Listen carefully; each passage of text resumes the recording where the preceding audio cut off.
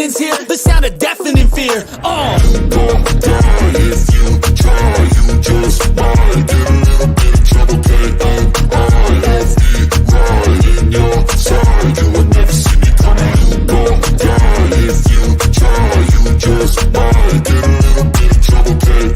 Right in your side, you would never see me. My energy is next level, so damn you better be careful. I got an angel and devil, he snaps me straight in the temple. I'm ready to be a rebel, I've got a lot of potential hidden inside of this vessel. That shit is so exponential. I need a first class ticket to the top, no limit. I don't play no gimmicks, I'ma take you to the clinic. If you want a taste, come at me and you will be replaced. They won't find a trace of you anywhere or any place. Oh, If you try, you just might get a little bit of trouble.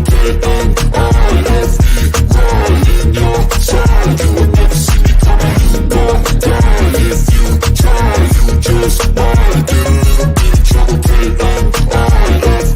Right in your side, you would never see me coming.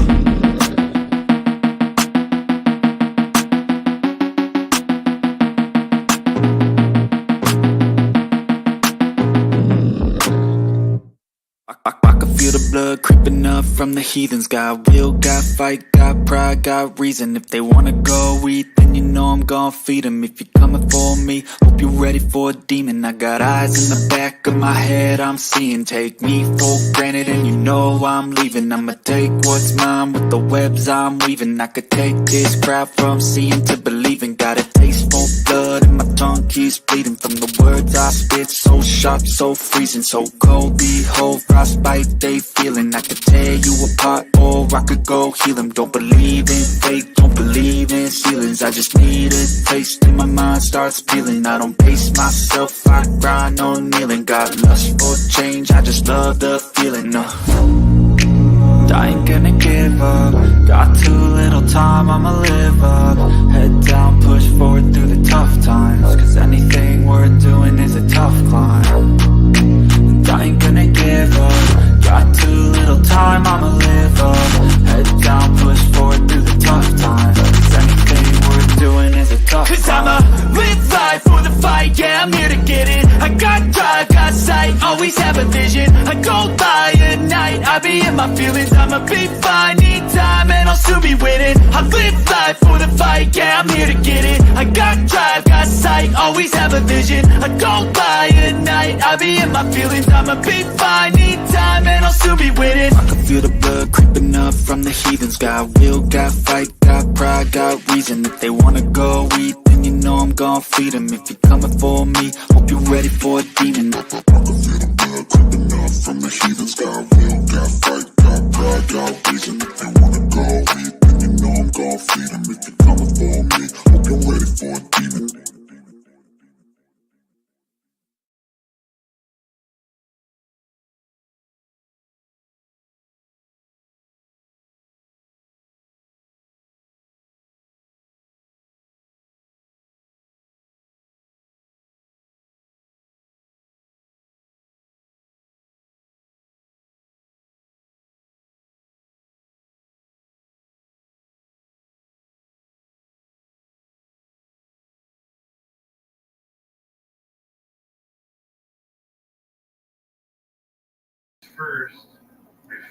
Hello, everybody.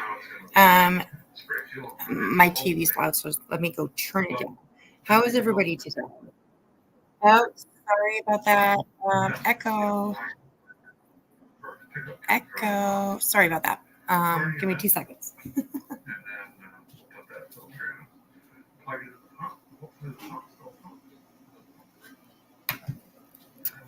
Okay, that's a little bit better. How's everybody doing? How was it on the streets today? And never mind. Okay, no drama. I don't want to know how it was out there. Yes, cheese. There is definitely. I do want to start off with there's going to be some graphic photos in this live. And when I'm talking graphic, I'm talking graphic. Okay. There are no children. I mean, not that, better that it's an adult. You know what I mean? Like, but there's no children photos. So, yes, we are going to get right in it. And we are going to start off by saying hello to everybody. I just realized that, okay, like when you go into StreamYard, you can add, and you guys might hear some like banging and stuff like that in the background. Okay, it's just my Roomba.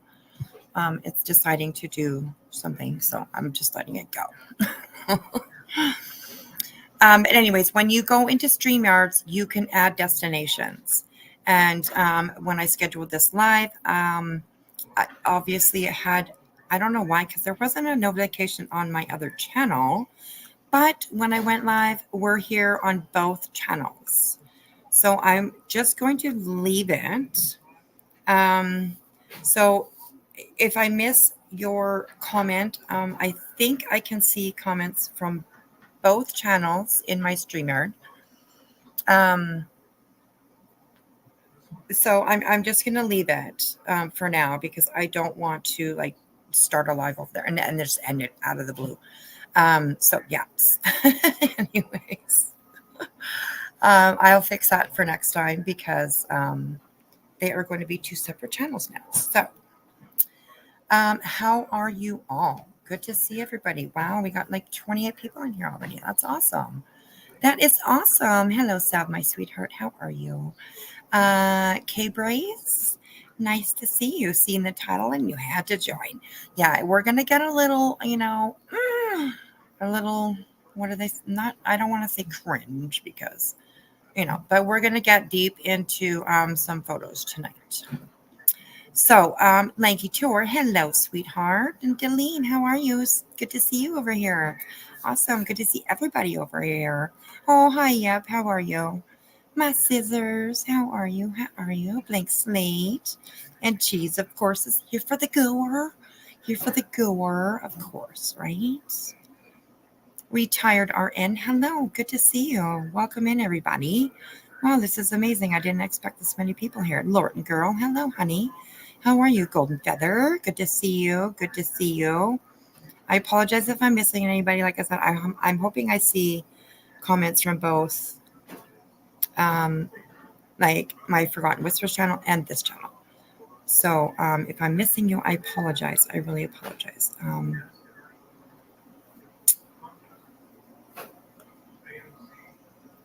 Hi, Celia. How are you, darling? Good to see you. Good to see everybody. Keep it real. Hello. How are you? You can't see. I can't see cheese. You can't see cheese? Okay, you switched. You were on a different channel. You switched over. Okay, because I saw your comments, cheese. So I must be able to see from both, but maybe you guys can't. Oh, that really sucks. If you guys want to like all load up over here, then that's totally fine. People that are listening over on Forgotten Whispers, it's okay if there's nobody watching over there. That's fine. If you guys want to all just load up over here onto basically a detective Cold Whispers. If you guys want to just all, hop on the bus and come on over, then that's great too, because I don't want to miss anybody's comments, and I want you guys to be able to chat with each other. So there you go. Hello, Spedler honey. Hello. I did that on purpose because I want to see you every morning. You have to make your coffee. All right. I hope it is a most delicious coffee this morning. I really do. So one is PG and the other is rated R. Yeah, I'm kind of, sorry. I don't know. I don't know. I mean, come on. They're both rated R already.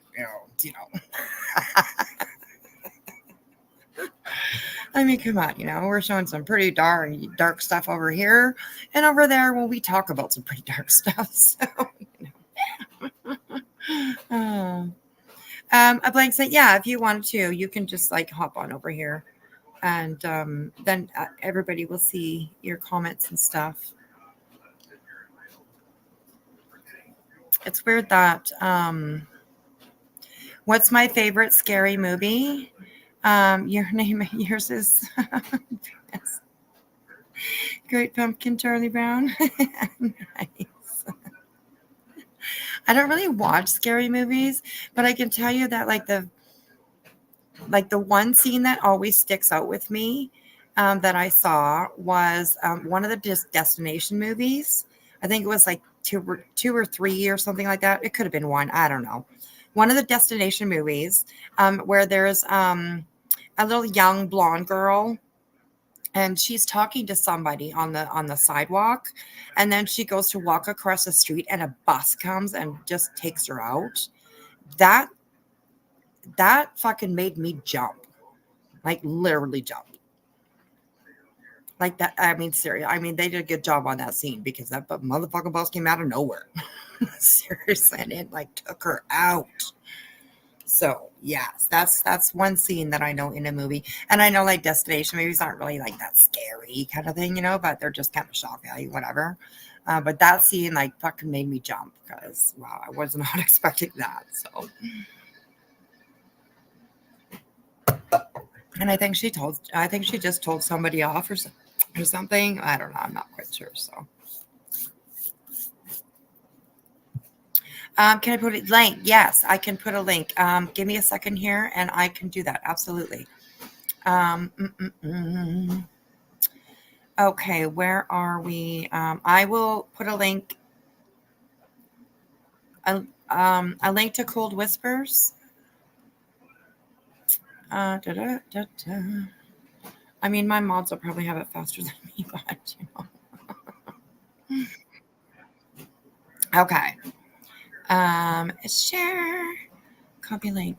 Alrighty. Okay, so paste, and I will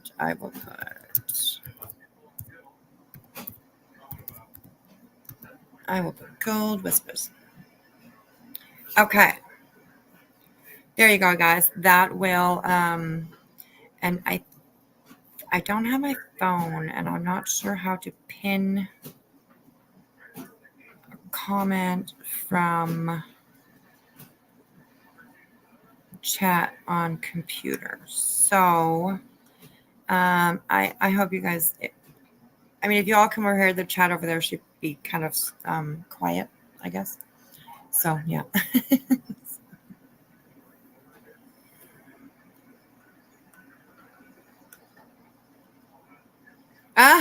Langy char. Oh my god, that's too funny. That's too funny. Okay, so we are going to start off. We're going to jump right in, you guys. And we are going to start off with Mr. Manson himself.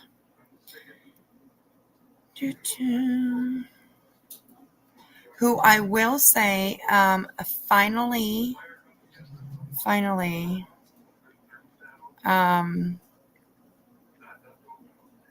passed away, I guess I could say, in prison not that long ago. So finally,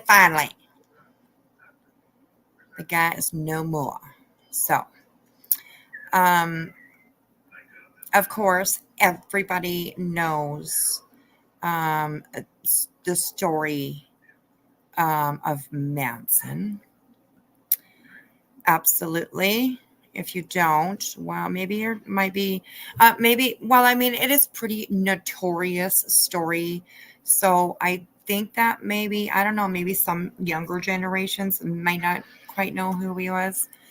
But I would bet that they would just because it's Charles Manson, come on now. So, we are going to start off with, okay, you guys can see that, and it's nice, it's decently big. Okay, that's good.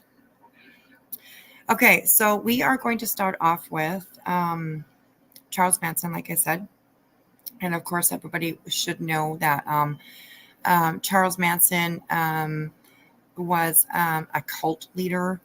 and he attracted a lot of like transients, back in the 60s,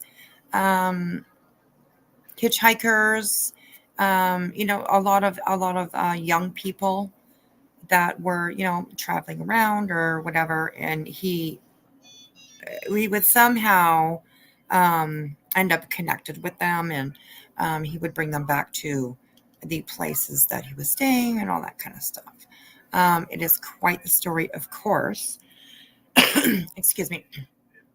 So the first one that we're going to look at is Manson family, the CeeLo Drive murders.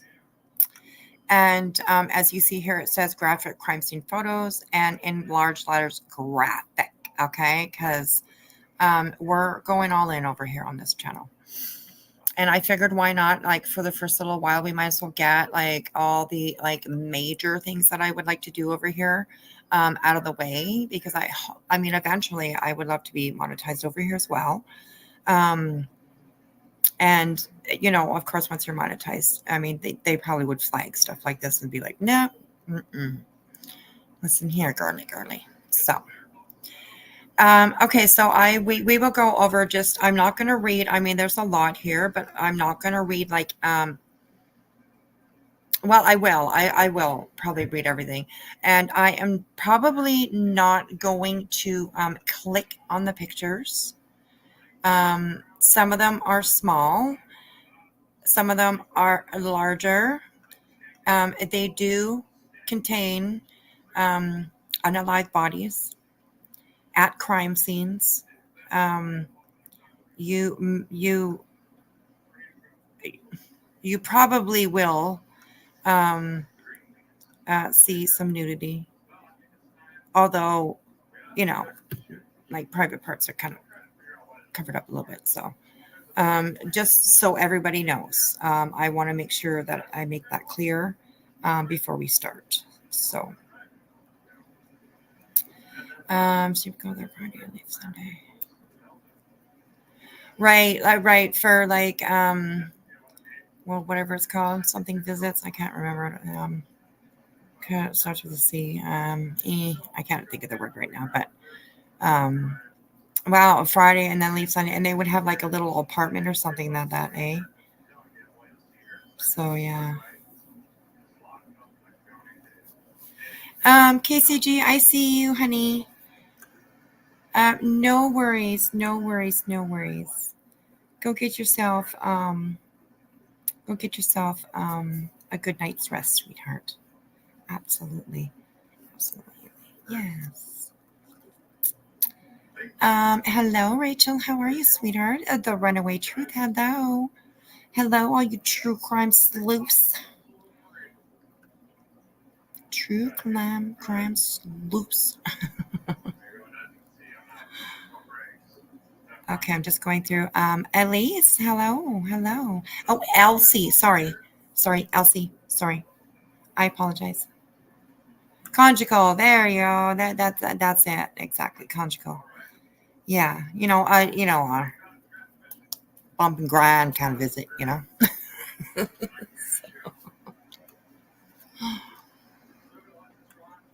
Yes, it was called The Family. Absolutely. Okay, so let's get into this. This is an article from January 11th, 2018. Excuse me.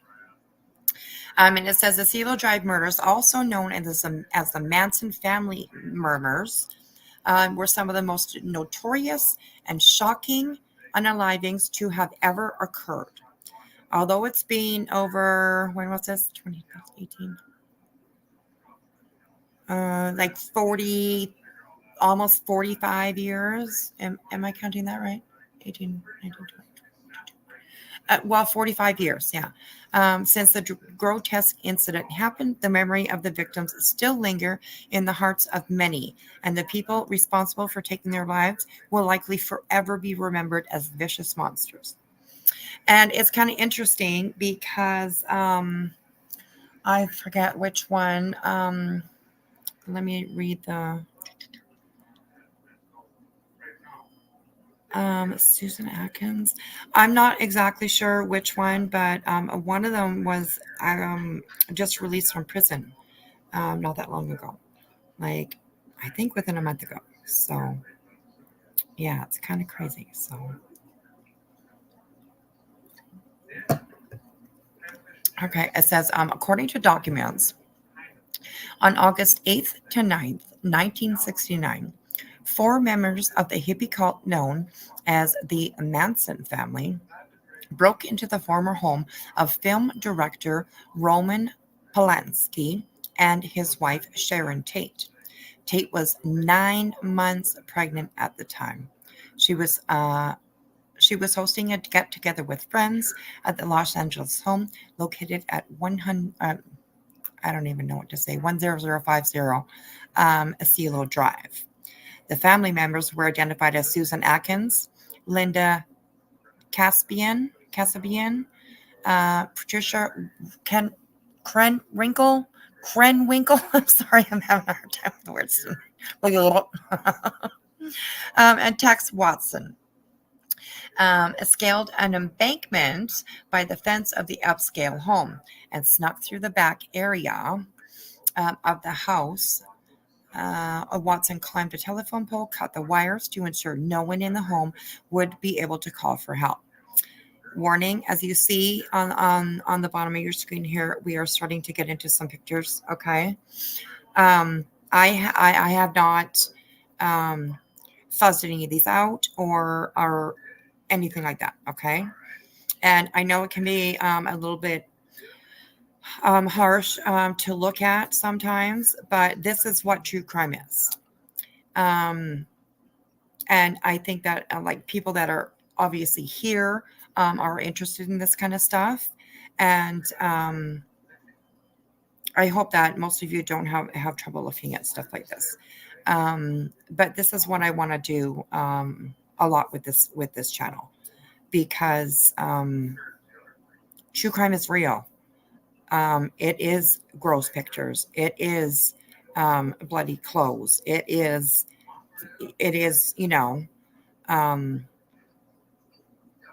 and seeing it or showing it, I think is important. Maybe somebody out there who is planning on hurting somebody else, might see this and think like, wow, how I can't do that to somebody, so. Hey, Alpha, how are you? Good to see you. Thanks for finding us tonight. We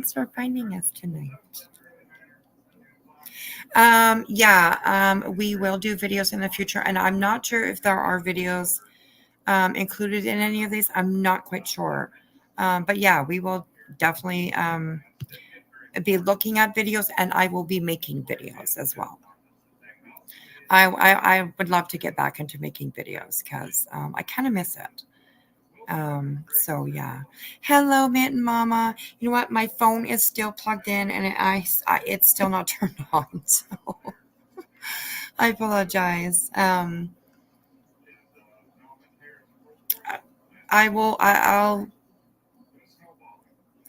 maybe after I don't plan on being on this live, obviously, for as long as usual. Last night was 8 hours. Oh my God. But it was very worth it. So anyways, I will maybe after this, you can come up and we can have a little chat after this is over. So maybe you can pop up and yeah. Yes, I always want special brownies. Sav. Oh, there's a girl going after my heart. Always the green ones. Although I like the brown ones too. Oh my God, chocolate. Oh, yummy. Okay. Okay, let's keep going with this.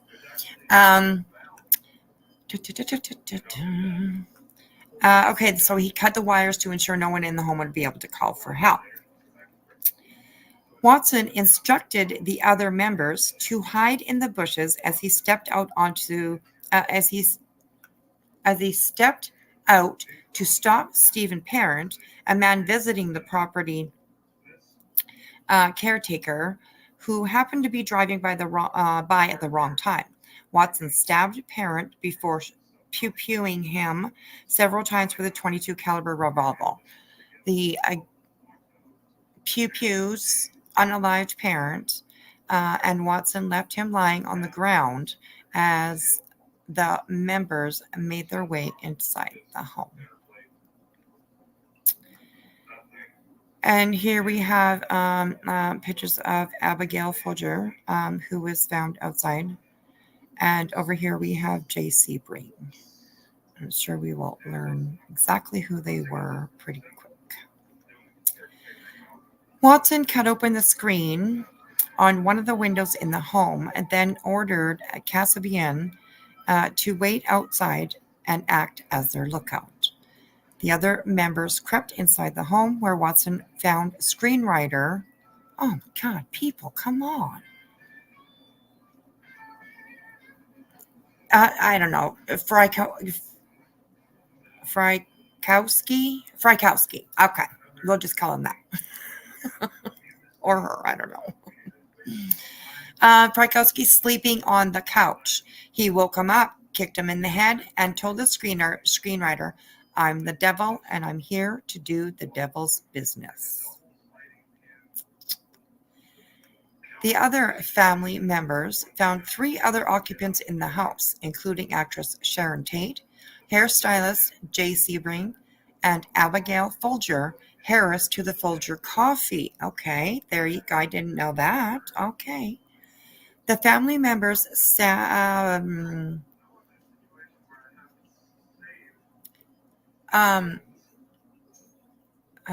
poked, maybe I'll say, I don't know. That doesn't seem right. The family members used a knife on Tate and Sebring, leaving a bloody mess throughout the living room. The victims reported begging for mercy, but the Manson family members were in a psychotic frenzy, and any pleadings for mercy fell on deaf ears. So this first photo here is just inside the home on CeeLo Drive. Here, unfortunately, we have the body of Sharon Tate, who was 9 months pregnant, which is actually very sad. She was a beautiful girl. And this is just another photo of the crime scene here. The living room. This would be taken from this first picture here. You see this ladder, and there's a couch here. And this photo, the third photo, would have been taken from on the other end of this couch. And the picture of Sharon would have been taken from the third picture, probably somewhere by this fireplace here, looking towards. So yeah, it's absolutely so sad. Absolutely so sad. Frykowski attempted to flee, but Watson caught him and pew-pewed him numerous times before using a knife on him repeatedly. At the same time, Folger managed to escape the home, but Krenwinkel and Watson caught up to her in the lawn area and stabbed her numerous times. Here is a picture of Abigail Folger's body. Another picture of Abigail Folger and the injuries to her face. And then we have here Frykowski, who was part of this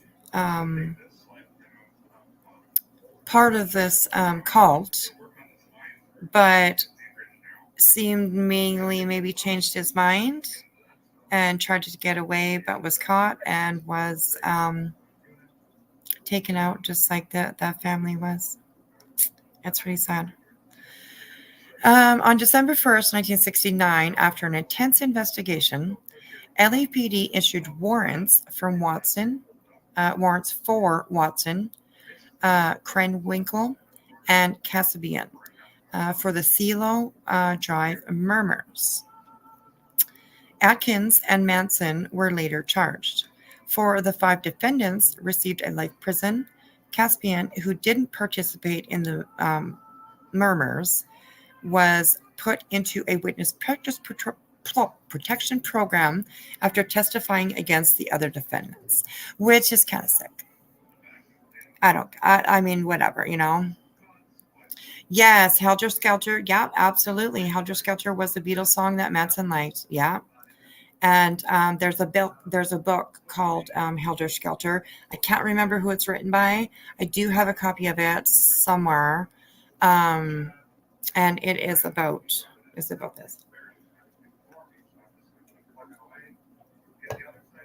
So, yeah. Hey, Donna. Yes, it's the Cool Kids Secret Hideout. That's why you're here, girl.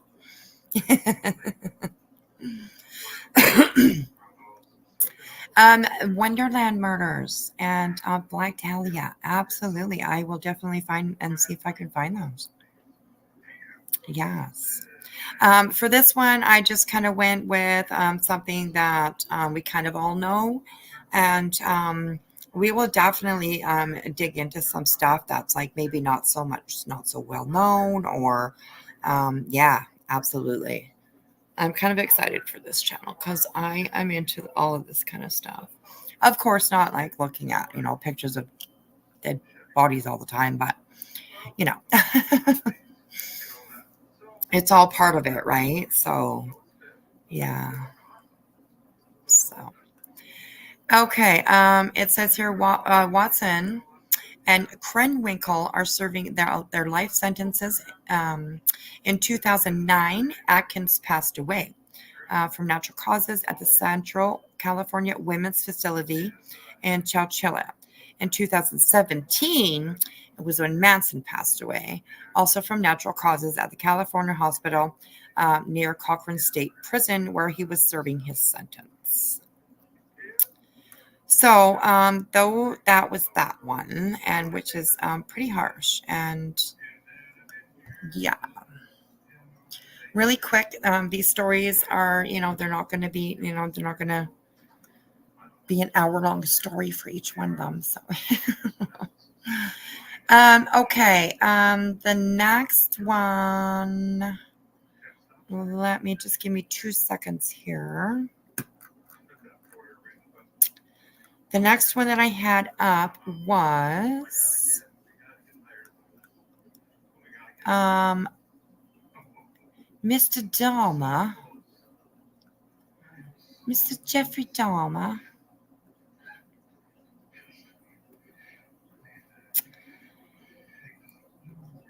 And of course, this is another a very notorious crime case. And it has a lot of detail. Maybe perhaps not this article, but this case itself. There is just so much to it, and it's, oh my gosh, you guys, it's like, this one gives me like the heebie-jeebies, of course. This one gives me the heebie-jeebies, you guys. It really does. Jeffrey Dahmer was a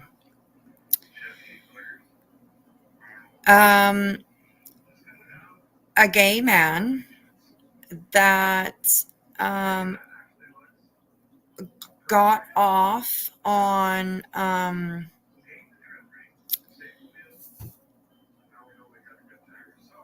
basically it like inviting young men, usually I believe it is that they were usually street kids that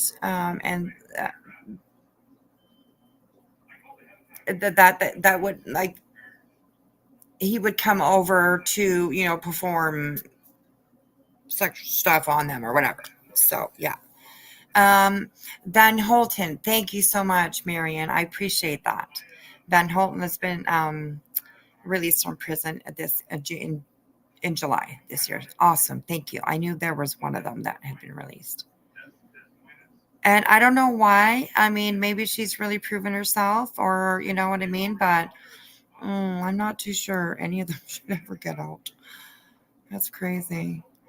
And when you see her now, when you look at her, you can still see the cross that all those girls put on their foreheads. When they remember, if you remember them, like the walking through the courthouse, there is one of those that famous picture of them of the girls walking, and you could see their crosses on their foreheads. So yeah. Yeah, Steve, or Steve, Jesus Christ. Cheese, yes. Yes. Drug them, and yeah, it's creepy and scary. So, okay, so like I said, this one is Jeffrey Dahmer. All right, everybody knows this story about Jeffrey Dahmer. This one here says Jeffrey Dahmer, a notorious cannibal. Yes, it says cannibal. Serial killer. Oh, serial. Well, I'm not monetized, so whatever. I'm just going to say. Serial killer was responsible for the deaths of at least 17 people. 17 people. Isn't that insane? That's a lot of people. And like I said, most of them were young men. And, oh, thank you so much, Alpha. I appreciate that. You're such a sweetie. And yes, all of my stuff that I'm going to use over here is the same as on my other channels because I haven't quite got to. I will have new like super chats and things. Well, I guess I don't have super chats, but over here we won't have them for a while. But because I have the other channel hooked up, I guess that must be it because there's no memberships over here. So, but thank you, Alpha. I appreciate that. Welcome. I don't know who got it because I don't have my phone. But welcome to the Backwoods.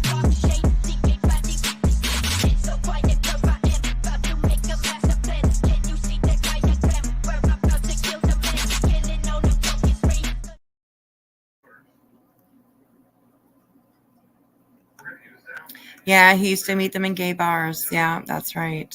That's right. Oh, Marion got the membership. Awesome. Welcome, Marion. Welcome in. Hey, Glory. How are you? Good to see you. Good to see everybody. Okay, so 17 people. My God.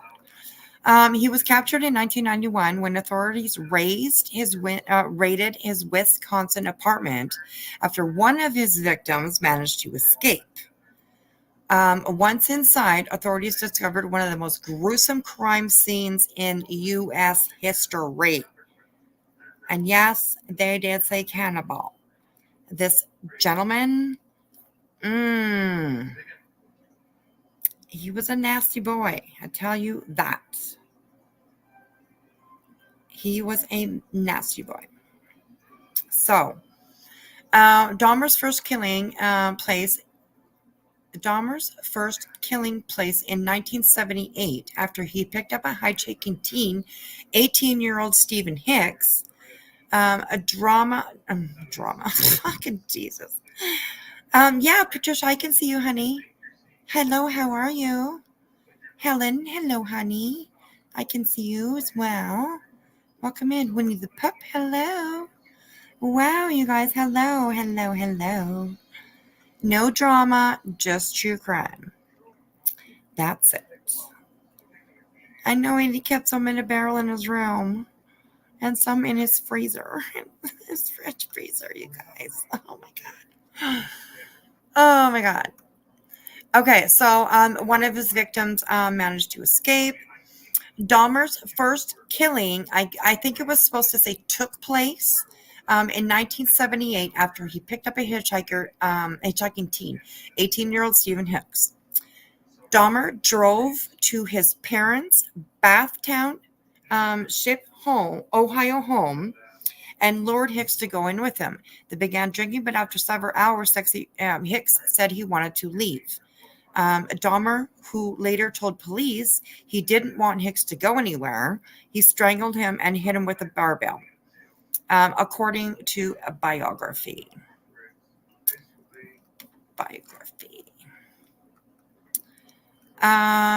Here we go. Oh my goodness. You guys, I'm way behind on this. Okay. Alpha, stop it. 2 more memberships. My goodness. Thank you so much, Alpha. And Lanky 2 are a member for 2 months. I appreciate that. Thank you. And of course, all the memberships and stuff like that is for Forgotten Whispers, not over here. So, yeah. Okay. Generally, Jenny. Awesome. Marion and John. Oh. John. Awesome. Good stuff. Awesome. Thank you so much, Alpha. You are a darling. I appreciate that. I appreciate that. And welcome new members. Oh, here we go, you guys.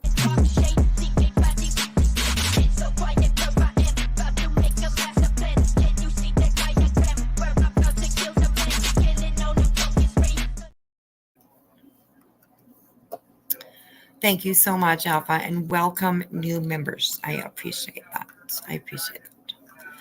Okay, so it says here, police officers stopped Dahmer the same night on suspicion of drinking and driving, but they let him go without any knowledge that Hicks' body parts were inside Dahmer's car.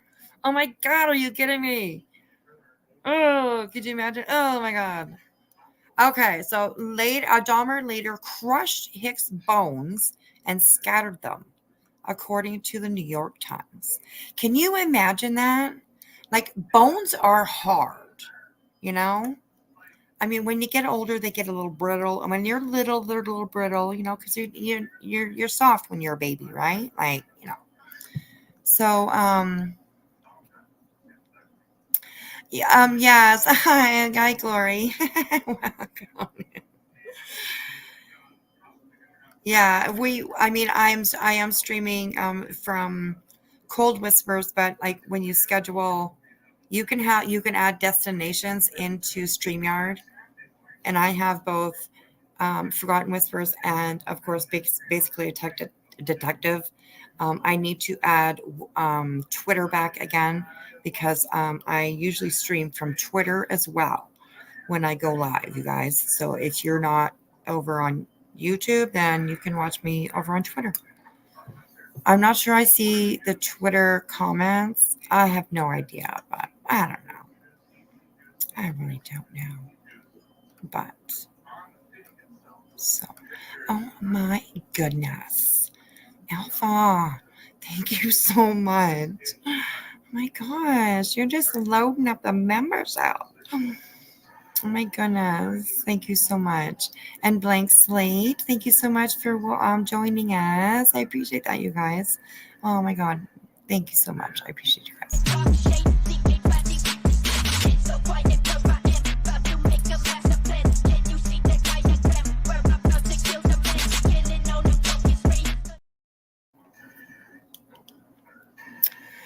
Thank you guys so much. I really absolutely appreciate that.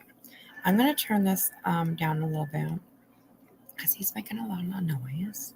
Does anybody here watch Vice Grip Garage? He's making a lot of noise. So, okay, Claire got one. Oh, welcome, Claire. Welcome.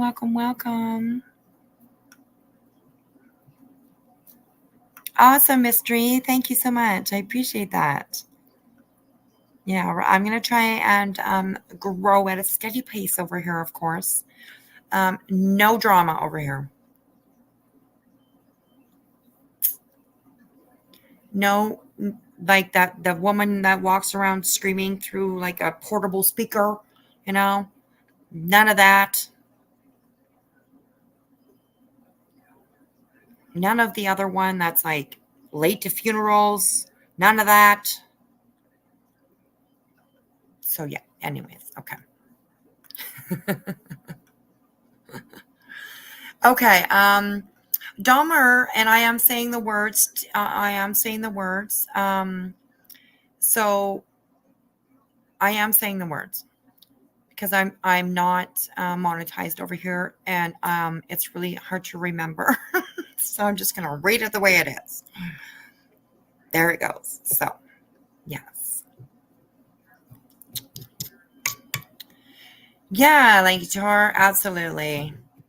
And also over here, like we can do some fun like true crime stuff. Like uh, have a trivia night or something like a true crime trivia night or something, or it doesn't always have to be yucky, and we need to have some fun too. So hello, Fox Mulder. Hello, everybody coming in. Wow, we got 65 over here, you guys.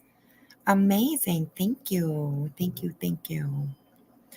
Okay. So it says here, Dahmer didn't kill again until years later. And at least as far as authorities know. Keep that in mind, right? Absolutely. At least as far as authorities know. And I believe that. Because I'm not sure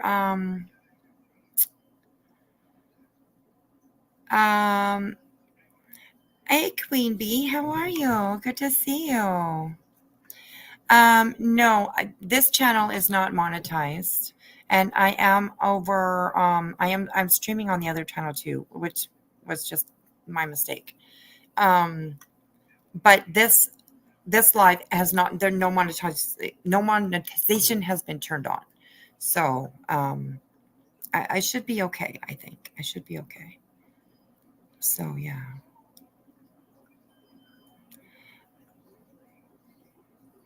What's flashing for you, hon? It's flashing for you. Did something happen?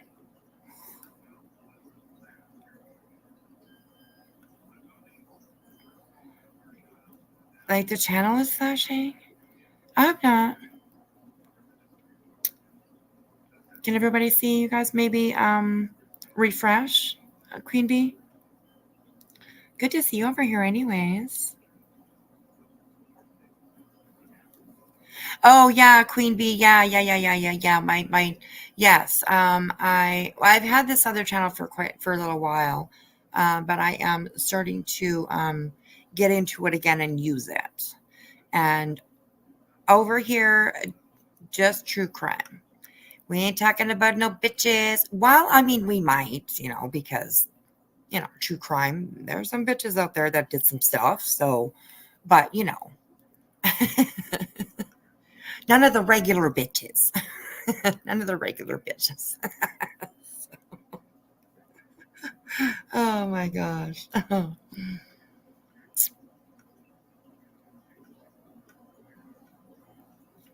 So yeah, maybe that's why you see something. Yeah, because I'm on both channels, but I didn't want to like just end it on the other channel because people were coming in there. So I didn't want to just end it. So here we are, both. Hello over there, hello over here. But I won't turn on monetization for this live because I'm just blurting out all the words tonight. So. Oh, you're just getting through my live from last night? Oh my goodness. It is long. It is very long. Absolutely. I mean, probably they will last you guys, like 4 hours probably. Is mostly like mental health talk. With everybody that's on the panel, they all gave kind of like their input on mental health and how it can affect people and stuff like that. So, yeah. Glory, yeah, maybe,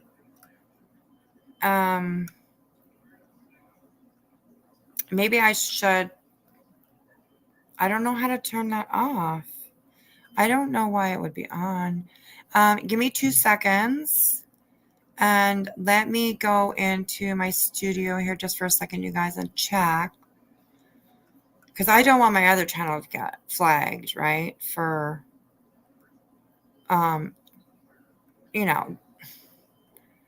saying all the words over here. So okay, which one? I want this one. Oh no, I don't want that one. Shit. Sorry, you guys. I'm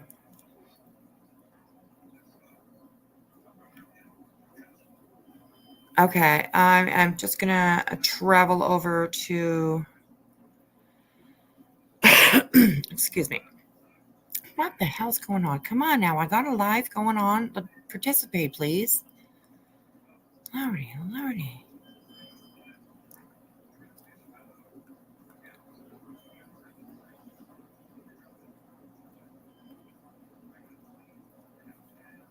Mm-mm.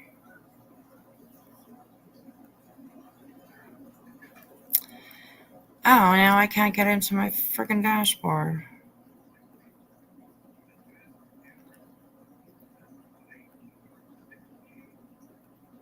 Okay, well, sorry you don't have a bad memory. Hang on, Paige. Hang on, let me go up and what did you what time is tomorrow? Oh, let me go look. Just give me a second, you guys. That's my daughter. They're asking what time she works tomorrow. Say hello to me, Jimmy, everyone.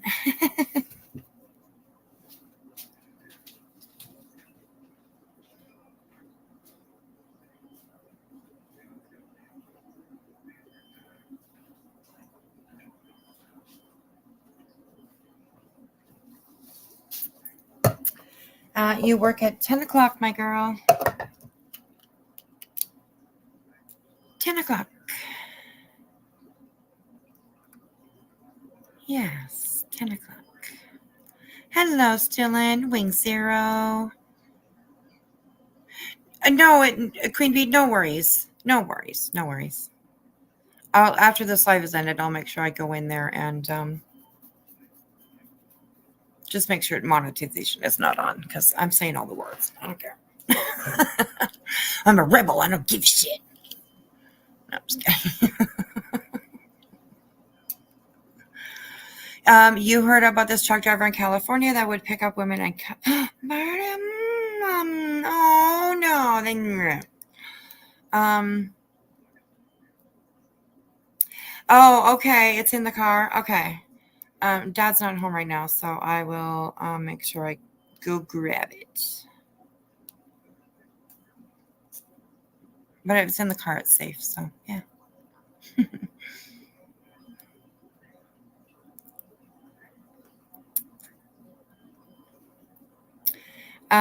So are we going to be in Cold Whispers? I am streaming in Cold Whispers, and it is just like side streaming, I guess you could say, to Forgotten Whispers. So I can see chat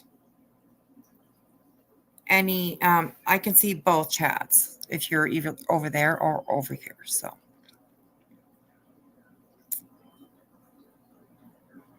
oh, sweetheart, you're not butting in. I'm your mom.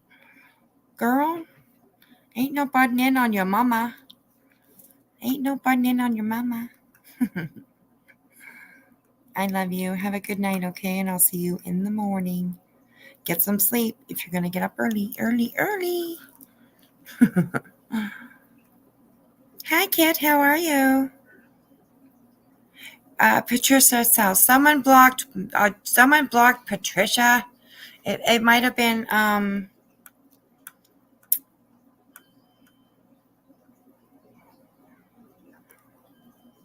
oh, good night, my girl. I love you.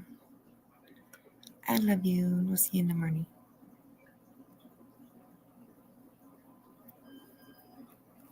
Yeah, Cheese, you can stay in Cold Whispers. Yeah, absolutely.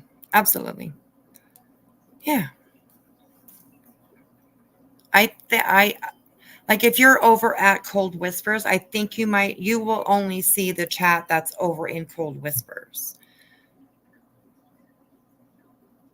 So I think mostly everybody over is hanging over in Cold Whispers, but there's it shows me 67, but I don't know if that includes both channels. I'll have to figure all that stuff out. I did not mean to go live on both channels, but when I did, I was like, oh fuck, I don't want to just not do it. So okay, see, this is what happens. You guys get me talking. It's like getting the teacher in school talking. So. Oh, it's only 5 in Cold Whispers. Okay, so everybody's over it.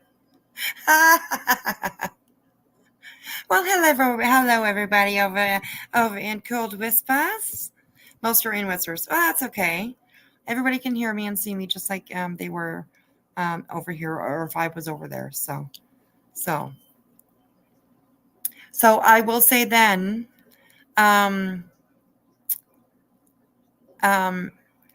people that are here, if you want to go over to Cold Whispers, please do.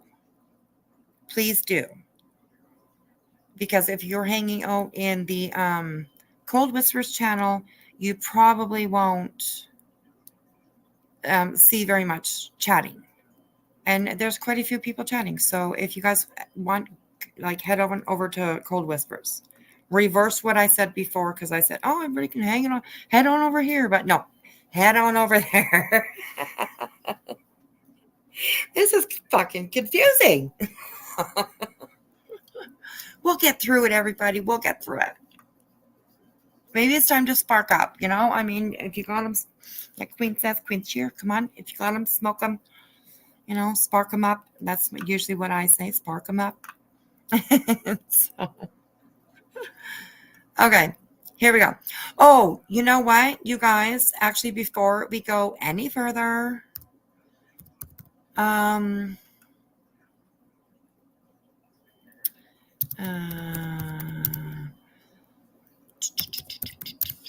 okay, yes. I am going to put a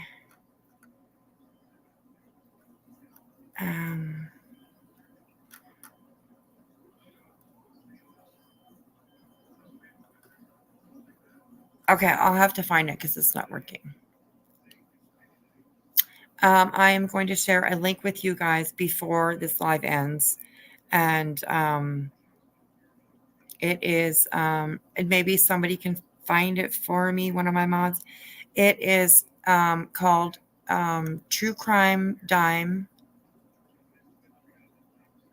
podcast. Is it podcast?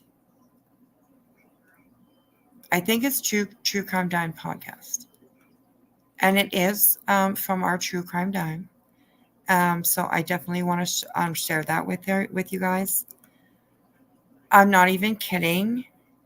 Like, her website is amazing.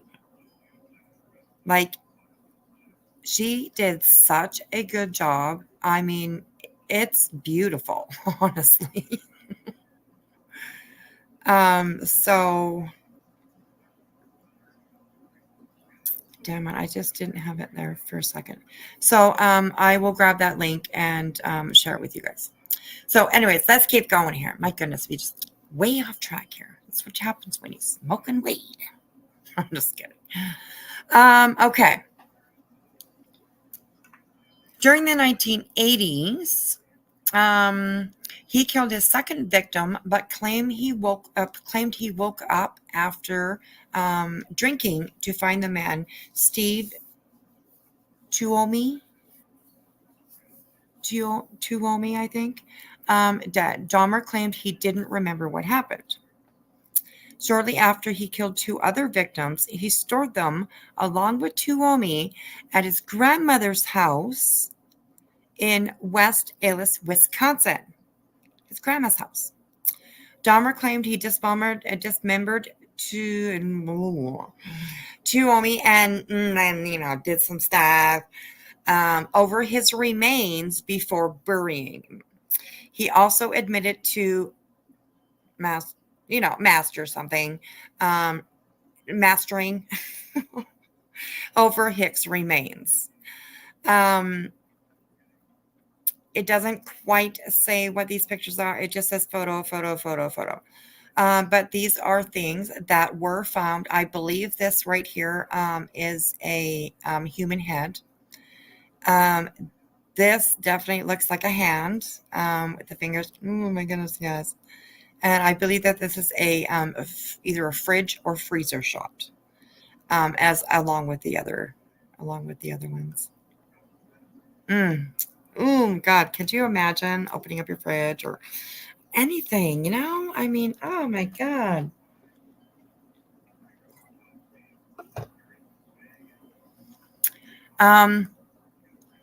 Eventually, the victim count began to grow, and Dahmer's twisted desires urged him into cannibalism.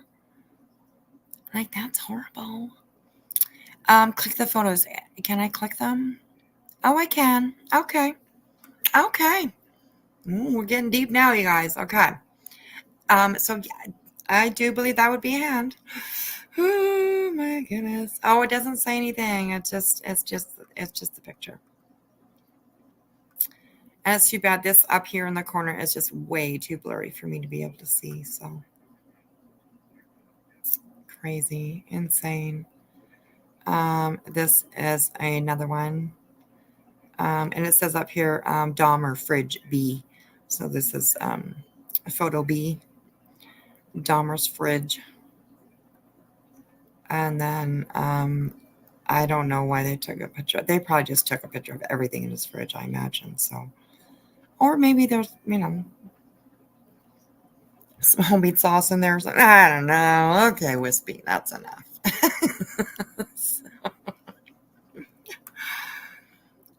Okay, so his twisted desire urged him into cannibalism. He also began to experiment with evil torture methods, such as drilling into victims' heads while they were still alive. Can you imagine that? Oh my God.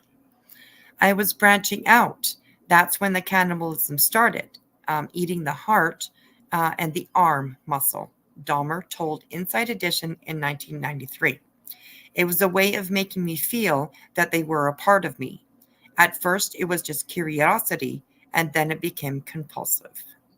Nasty. Nasty. Like literally nasty. Nasty. So here is pictures of his counter. Obviously, this perhaps was one of the knives, or this one over here may have been one of the knives that he used. And then, like with all crime scenes, of course, right? Not every picture is a nasty picture, because they document everything, right? I mean, here you can see like there's empty beer cans. So he's obviously a drinker. You know what I mean? They were drinking, well, whatever, So, and I'm not too sure, but like right here by this bag here, that looks almost like a pew pew, eh? I think maybe it might be. And bleach. That's definitely a bottle of bleach. Whatever he used that for. Maybe like cleaning bone? I don't know.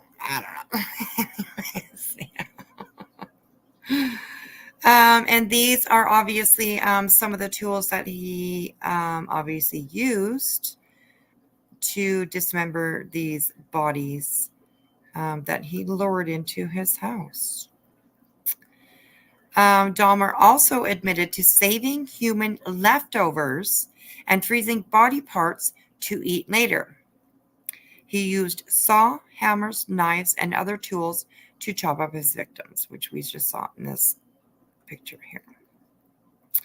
I had these obsessive desires to wanting to control them, possess them permanently, Dahmer said. According to Inside Edition, as my obsession grew, I was saving body parts such as skulls and skeletons. Could you imagine? My God, Jesus. Prior to finding human remains in Dahmer's apartment, police were called to his apartment at least twice. Each time, Dahmer convinced officers that everything was fine, including a supposed relationship with a half-naked, drunk 14-year-old boy inside of his apartment, according to the New York Times. Dahmer managed to convince the officers that the boy was fine and they were simply having a spat. Yeah, okay. He was obviously very conniving, right? I mean, I don't think probably inviting these young men up to his apartment was so conniving. I mean, on Jeffrey's part, of course, it was because he had a plan. But I don't think that he had to be conniving to these people to get them up to his apartment, right? He offered drugs and alcohol. He said he would cook for them, I'm pretty sure. Nasty. Oh my God. No. No. Oh my God, a man was arrested recently for making human remains into ornaments. Oh my God. Oh my goodness. Oh.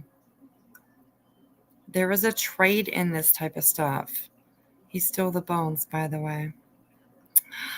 My goodness, right? This reminds me, who was talking?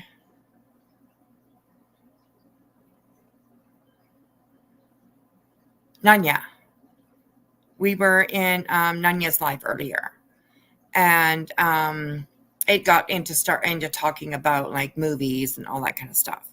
And there was, Ed Gein. I was just going to mention him because I was mentioning him because that movie, Texas Chainsaw Massacre. Yes. Is based on Ed Gaines, and the also Psycho, and what was the other one?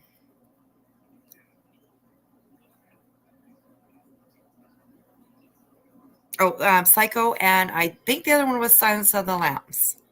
Were also they also took some real life from Ed Gaines and inserted into those movies. Yeah, Ed Gaines was us. We're gonna definitely talk about him. Yeah, Silence of the Lambs. Yeah, Silence of the Lambs. Absolutely creepy, right? Oh my goodness. But we're definitely going to cover Ed Gaines because I mean that boy. Oh, he had a problem. Like, I mean, he would skin bodies and he made everything out of the skin. So, yeah. Yes, all of them focused on some of Ed Gein history. Yep, absolutely. Pretty crazy, eh? Pretty crazy. But yeah, we will definitely, furniture. I know, right? Oh my God. Crazy. So, yeah, we'll definitely cover him. Absolutely. I want to definitely come. I want to try to, I say definitely a lot. I want to try to come live on this channel starting at least once a week. And it probably usually won't be on Fridays because we like our Friday,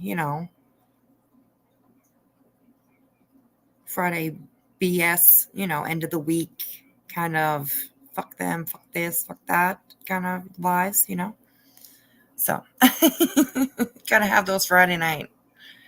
Fuck this kind of lives, I mean, come on. Especially this week. Oh my God. Okay. After the officers left, Dahmer killed the boy by injected hydrochloric acid into his brain. My God. Oh, Lordy. Okay. The next time police arrived at Dahmer's apartment, they wore protective gear, oxygen masks, and they entered his apartment. Inside, they found the remains of 11 victims at Dahmer's Milwaukee apartment off of 213 25th Street. Ah. Body parts found included several boxes of bones, a man's genitalias, lungs, and intestines in a freezer, 5 skulls and a skeletons, and a human heart that Dahmer admitted he planned to eat. God. I'm not. We'll see if the little. Oh, there we go. Okay. So this, I believe, was Dahmer's apartment, and this is a workman looks on as demolition work begins at Oxford Apartments in Milwaukee, Wisconsin, where serial murderer Jeffrey L. Dahmer lived. November 17th, 1992.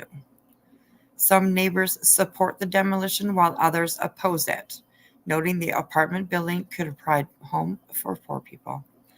Yeah, I agree with that too, but I don't know if I'd want to live there. I don't think so. I don't think so. And then this one, you guys might not be, well, I can only screw up so far. Members of the Summit County Sheriff's Department and Bath Township Police videotape pieces of evidence found at a former residence of Jeffrey L. Dahmer on July 31st in 1991 in Bath Township, a suburb of Akron, Ohio. Authorities were looking for the remains of Stephen M. Hicks, allegedly the first victim killed by Dahmer. Hicks has been missing since June 1978. And there they are with all their...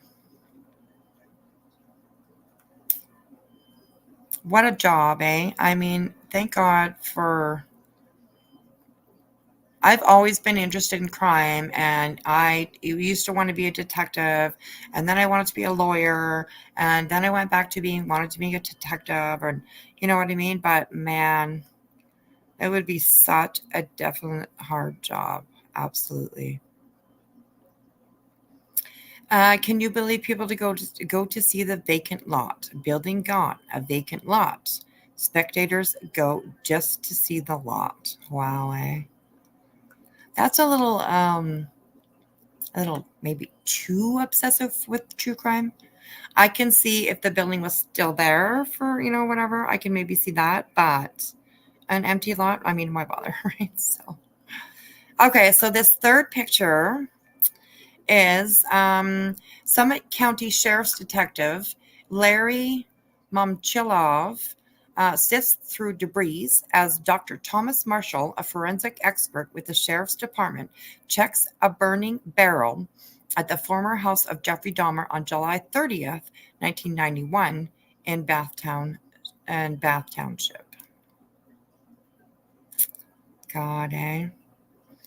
And I mean, most of you know that's how they do it. They have a table here with a screen on it, and they take a scoop and they dump it on the screen, and then they move it all around, and the dirt and stuff like that falls. The smaller, tinier pieces fall through, and they look for pieces of bone. Or anything, anything, a piece of jewelry, a piece of cloth, of anything other than dirt and bugs, pretty much, and leaves and, stuff like that. So, yeah, crazy. I mean, I can just imagine. Hey, Navy Tex, how are you, honey? Good to see you. I'm sorry if I'm missing anybody coming in. Hello. Halloween baby. Hello. You had no snacks for this one.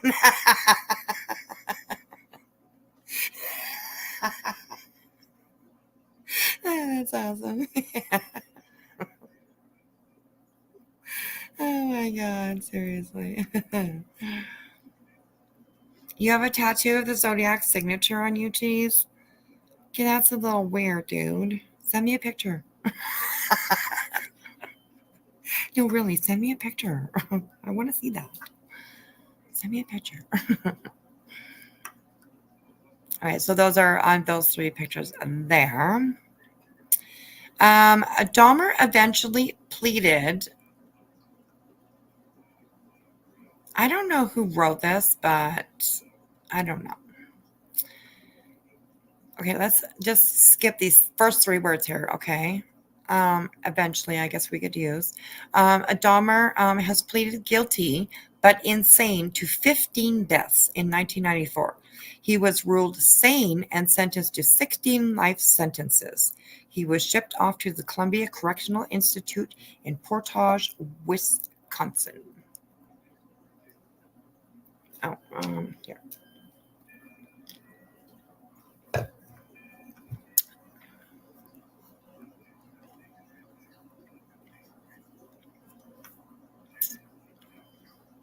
Yeah, right? I mean, Helen.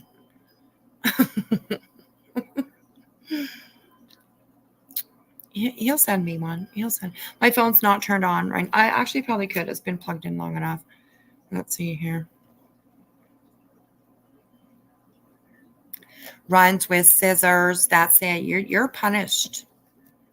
How dare you swear? How dare you swear over in my chat? This is true crime. Although I know everybody's over there, so I get it. Okay, you're off the hook. You're off the hook. So, okay. So in this picture here, you can see what they are loading in the back here. Milwaukee police load a refrigerator into a truck as they clean out an apartment in Milwaukee. Oh my God. After discovering body parts in the apartment on July 24th, 1991, several body parts were stored inside the refrigerator. Guys. Jeez.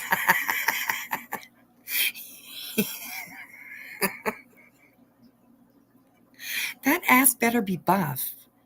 Talking about a buff ass. Better be buff, I'm telling you. Helen, Jesus, on your ass? I must now see.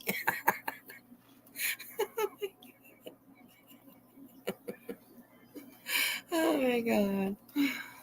Hi, Audacity. How are you? Oh, what? Oh, my goodness.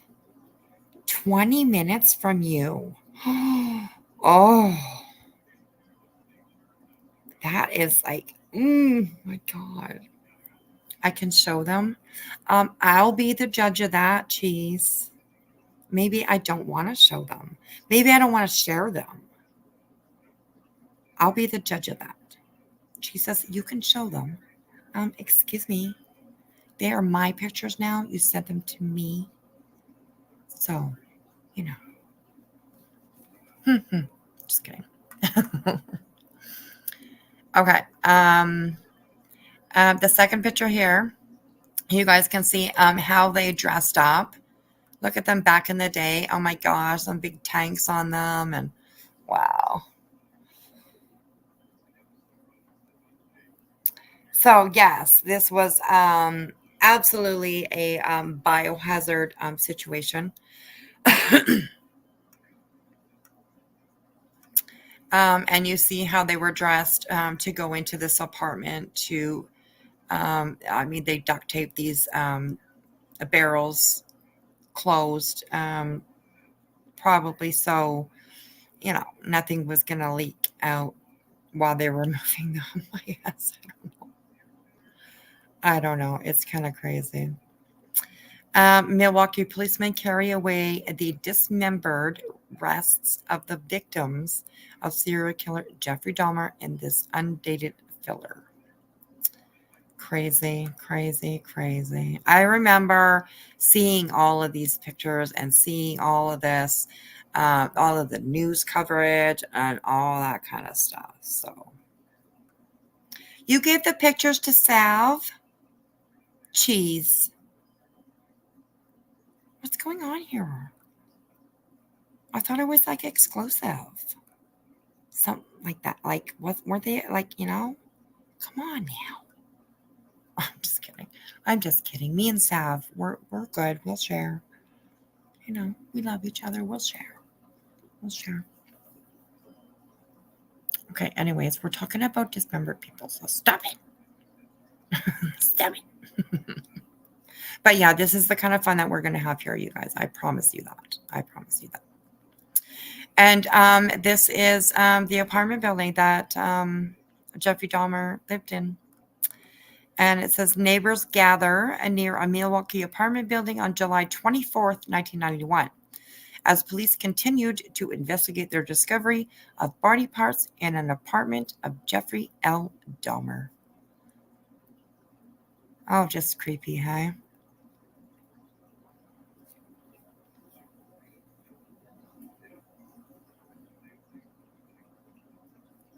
Cheese getting in trouble. Yeah, he is. Sending pictures to all these women.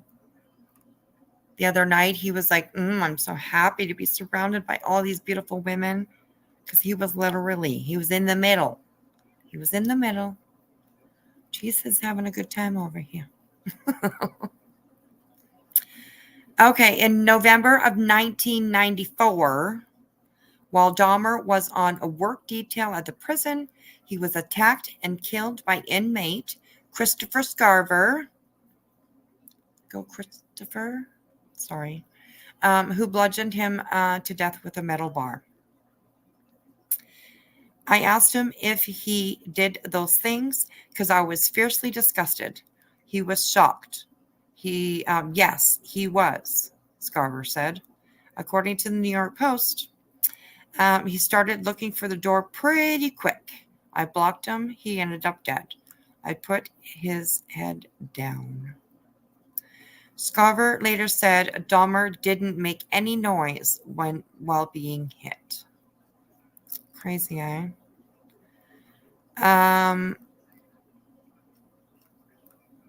Okay.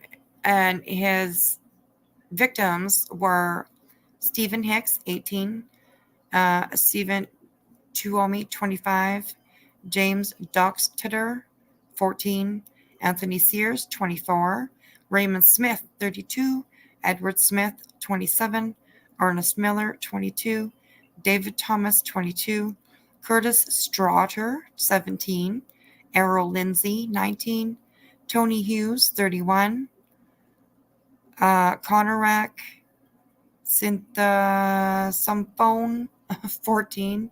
I apologize. I kind of, butchered that. Matt Turner, Matt Turner, 20. Jeremiah Weinberg, 23. Oliver Lacey, 24. Joseph Breithoft, 25. And Richard Guerrero, 22. Craziness. And that was it for Jeffrey Dahmer. How long are we? 125. Okay, we will, like I said, it's not going to be forever online. But next I have up Mr. Bundy. Mr. Bundy. Which also everybody is usually very aware of Mr. Bundy. He was also a serial killer, and he preyed upon young women. He preyed upon young women, and a lot of them were college girls.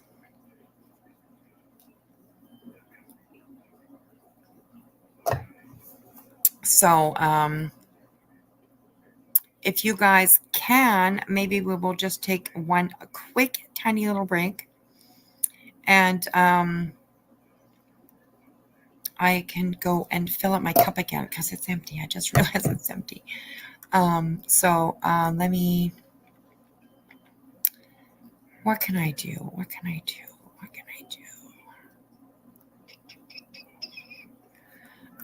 do? Well, let's...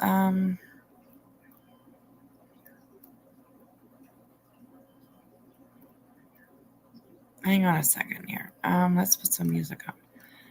I don't know what it is, but it's just something just to, so it's not totally silent. And I'm just going to fill my drink and I'll be right back.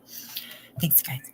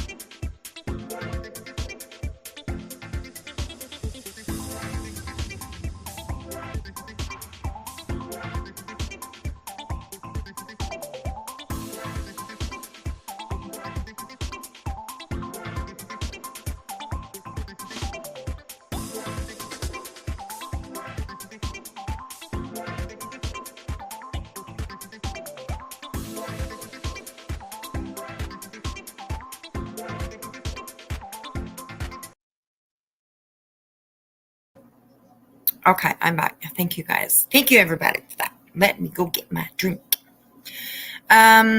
You'll be in the other chat. Okay. Sounds good. If you guys, like I said, if you guys are over on the basically a detective channel and the chat is really kind of boring, go on over to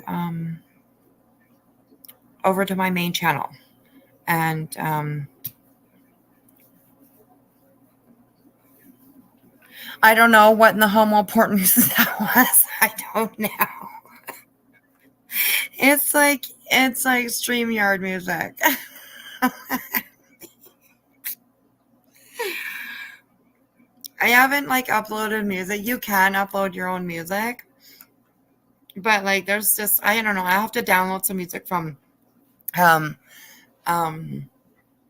YouTube Music and like find some good stuff over there. But yeah. So, right, K-Brace? Basically, I am basically a detective. I mean, come on now. You know.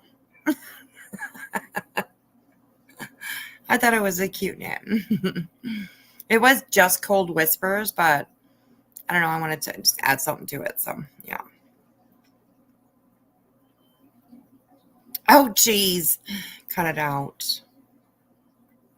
I mean, that's okay. No judgment, but, you know.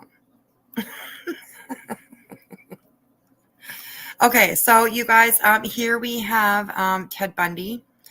And again, graphic, please. Trigger warning for anybody that is a little bit queasy maybe sometimes. Excuse me, I just had a cough. Mute cough. Okay. This does include some graphic photos. So we'll scroll up here and we will go. And it starts off saying, although it's debatable when notorious serial killer Ted Bundy began his murder spree, it's widely known that he I'm just not going to say that word, and killed numerous women throughout the 1970s. Bundy admitted to killing 36 women, but experts think the number might reach into the hundreds, and that's kind of crazy. I can't click on these pictures here, but I believe that all of this stuff here was found in Bundy's car. And you'll see, like, I know, of course, a mask. I believe don't forget, this was in the 70s. So things might look a little different, but there's a mask, some gloves. This looks like a screwdriver. I believe that this is a pair of pantyhose. Do you guys think that looks like a pair of pantyhose? Maybe. Maybe he used that to strangle. I'm not too sure. There are some handcuffs here, a flashlight, some sort of, that's probably rope right here. Looks like some kind of wire right here, though. Maybe some change of clothes, some rags, and things like that. So,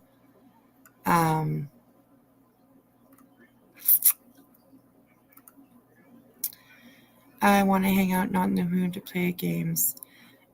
Too much work that you don't feel well. And are drinking fluids. Aww.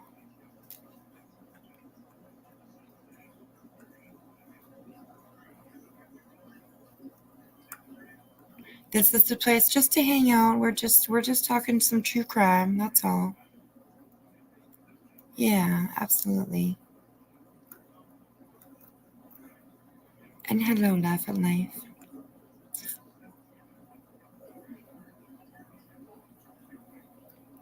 Yes, retired nurse. Yes, his kill kit. Yes. A garrote. Yes. That yeah, that very good. Very good. That absolutely could be. Definitely, definitely. Hugs, Laugh at Life, okay? Hugs. Hugs, hugs, hugs. And yes, you'll be fine. You'll be good. You'll be good.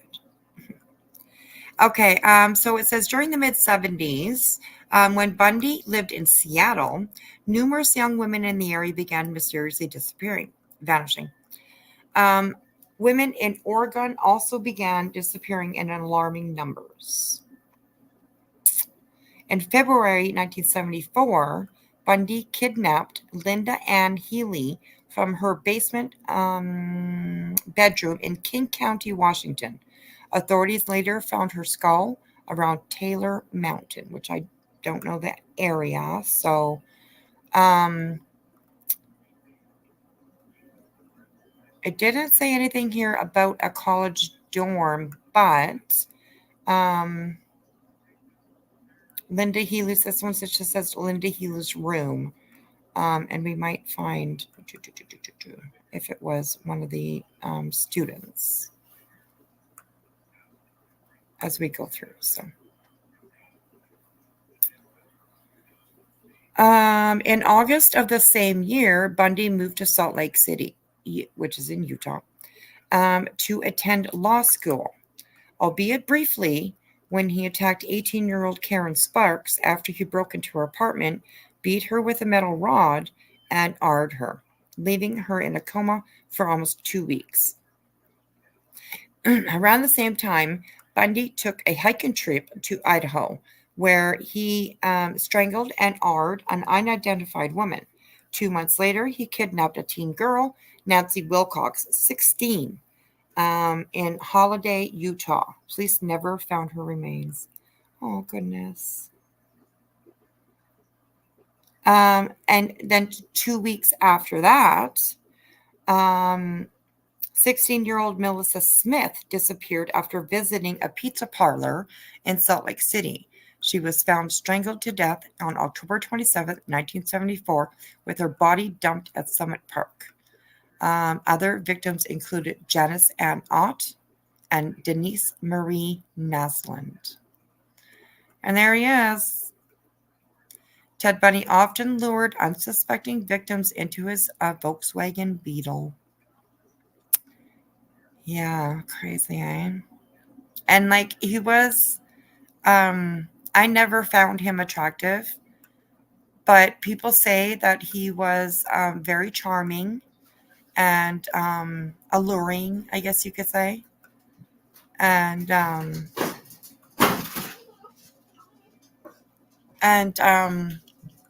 that's how he was able, to attract so many women. Sorry, my hubby just got home. Sorry about that big bang there. He's not in a good mood today, so fuck him. That's what I say. Okay, anyways, no drama with me, no drama. Okay, while still in Northwest area, Bundy continued his murderous spree, killing Donna Gail Manson. And you can probably hear my dog. She does that every single time he comes home. she's just so happy to see him, I guess. So she's fine, I promise you. Okay, let's start over. Still in the Northwest area, Bundy continued his murderous spree, killing Donna Gail Manson, Susan Elaine Rancourt, Roberta Kathleen Parks, Brenda Carol Ball, and Georgianne Hawkins. In November 1974, Bundy met 18-year-old Carol DeRonch, disguised as a police officer. Bundy approached the teen after she emerged from a shopping mall in Salt Lake City. According to history, Bundy told the young girl that there had been a theft in the area and she needed to file a police report. DeRonch agreed and got into Bundy's yellow Volkswagen, which who wouldn't? A police officer, right? I mean, especially a young girl, 18 years old. Where he later attempted to handcuff her, but ended up putting both cuffs on only one of DeRonch's hands. DeRonch escaped and filed a police report against Bundy. In August 1975, authorities pulled Bundy over close to a Salt Lake City suburb and retrieved masks, handcuffs, and other incriminating objects from his car. Detectives later discovered a car Bundy had previously sold and found the hairs of 3 female victims inside. After placing them in a police lineup, one of the surviving victims identified Bundy as her attacker. And here he is, second to the last, Mr. Bundy. All these other guys, all these other guys standing up there. They're like, fuck that, man. I didn't do it. Right? He asked that. Yeah, he used a flat tire. Yeah. He wore a fake cast. Yeah. Yeah, that's right. That's right. Spoiler. Very true.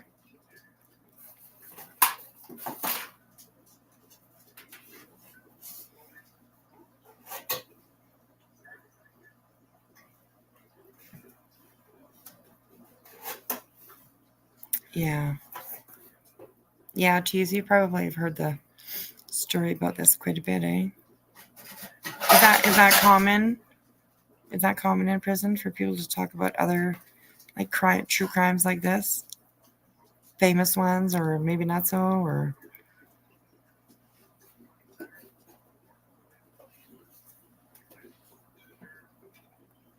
pretty interesting. Prior to his prison sentence, Bundy kidnapped, and killed several girls in Utah and Colorado, including Deborah Kent, 17, Karen Campbell, 23, and Denise Oliverson, doesn't have her age. Within a month of his kidnapping convictions, Colorado authorities charged him with Campbell's murder. It says here, Issaquah Service Road evidence. I think the one with the leaves, that might be a hole that was dug. I'm not sure. I see a pipe that looks like up here in the corner too. So crazy, huh? Bundy managed to Bundy managed to escape from custody twice. The first incident occurred in 1977 when he snuck out of the law library at a courthouse in Aspen, Colorado. Although he was captured within 6 days, he escaped again only 6 months after his first attempt and managed his way to freedom by sneaking through a crawl space in the Glenwood Springs, Colorado jail. Wow.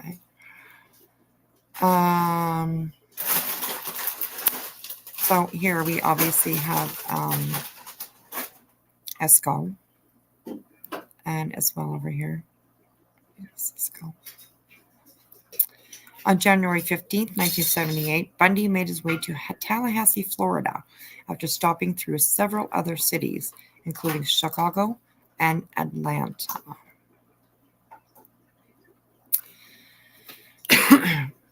It says here, police and trained scent dogs searched the outlying areas for traced and escaped kidnapper Theodore Bundy, Wednesday, June 9th, 1977, Aspen, Colorado. Aspen residents have been described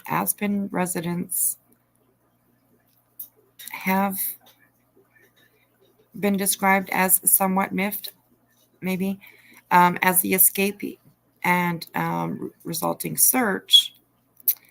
And some have described the lax security around the excused murderer as patently naive and bordering on the criminally stupid. Yeah, probably, I'm sure. So, okay, by the time he reached Tallahassee, Bundy discovered an entrance to the Chi Omega sorority house at Florida State University via a back door with a broken lock. Once inside, Bundy carried out a gruesome killing spree. One of his victims, Margaret Bowman, 21, was beaten with a piece of firewood as she slept in her bed. Then he strangled her with a nylon stocking. So that was probably in his trunk.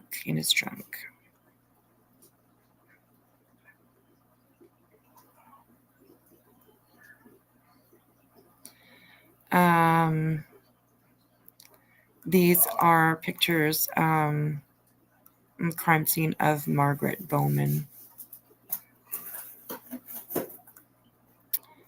Here comes a few, obviously, gruesome pictures, you guys. So, Bundy then attacked Lisa Levy, 21. The killer beat Levy unconscious, bit into one of her buttocks and nipples, strangling her, then sexually assaulting her with a hair mist bottle. My God. And this, of course, is a picture of Bundy's teeth, which when you have that pattern of bite, maybe you shouldn't, it's pretty distinguishable, I think. And of course, here's the bite mark.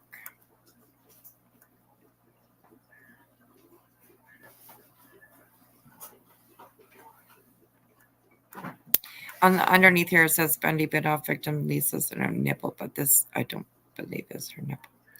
I believe that's her bum. That's a boo. 3 of the victims Bundy attacked that night, Cheryl Thomas, Karen Chandler, and Kathy Kleiner, survived. On February 1st, 1978, Bundy killed his youngest victim, a little girl named Kimberly Leach, from Lake City, Florida. According to Desert News, Kimberly's killing was unexpected for Bundy, as his type typically seemed to be women in their 20s with long dark hair. Nonetheless, Bundy took the young girl from a school playground, and killed her, and then dumped her at State Park in Suwannee County. 8 weeks later, police found Kimberly's remains in advanced decomposition. A coroner who performed the autopsy on Kimberly indicated that she likely died, while being assaulted. While being sexually assaulted. Authorities found her body twisted in an unusual way, with her left arm jammed under her body and her right arm over her head.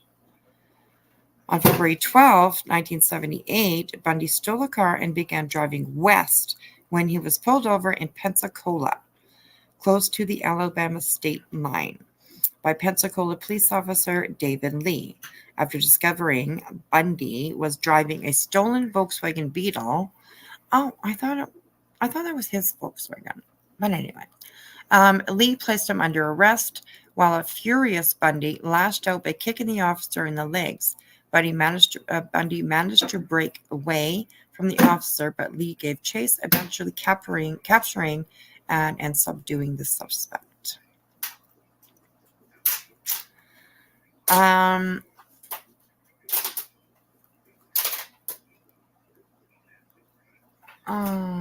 An unusual. Maybe this was where they found Kimberly's body. I'm not quite sure. In 1978, Bundy stood trial for the murder of the Chi Omega sorority girls. On February 10th, 1980, a jury convicted him, and a Florida judge sentenced him to death. On January 24th, 1989, at age 42, Bundy died via electric chair, named Old Sparky, at the Florida State Prison. Bundy did not receive a public memorial after his death. Officials cremated him in Gainesville. And there he is. Left like he left his victims, eh? A few years prior to his death, Bundy admitted he had no guilty feelings over the victims he had killed and Art. Guilty doesn't solve anything, really. It hurts you. I guess I'm in the inevitable position of not having to deal with guilt. And it says a white hearse leaves Florida State Prison containing the body of Theodore Bundy, who was electrocuted in Florida's electric chair, Tuesday, January 24th, 1989.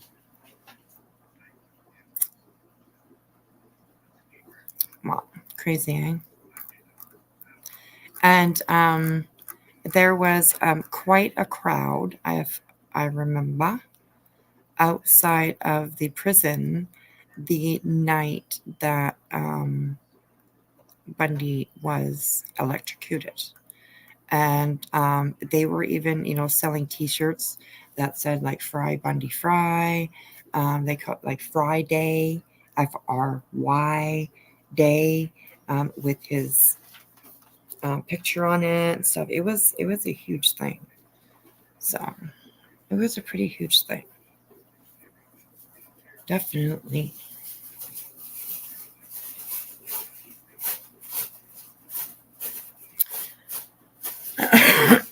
Definitely. So, that was that. What do you guys think of that? It wasn't as gruesome as, maybe I put it out to be, but I just want to make sure that people understand what they're going to be looking at. So, he was a monster, but a very insightful one, in my opinion. Yeah, he was. He absolutely was. He was definitely smart. He was well educated, and he knew how to lure the people. That's for sure. That's for sure. You're not impressed with the photos? Okay. I'll try to do my best. Just wait till we talk about Ed Gaines. Just wait.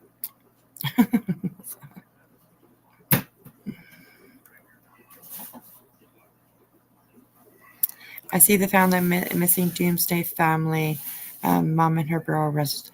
Really, Anne? That is actually amazing. That is great. Do you know where?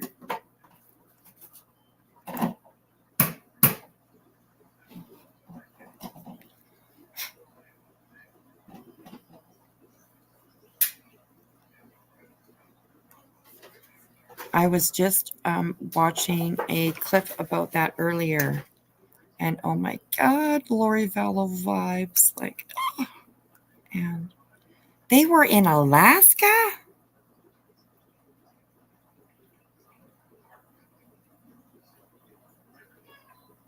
Near the Alaskan border? Okay, wait. Were they driving?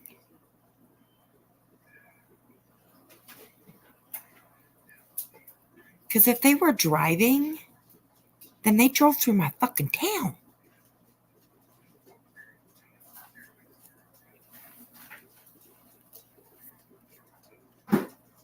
Oh my God. I'm going to look it up and see where they were found.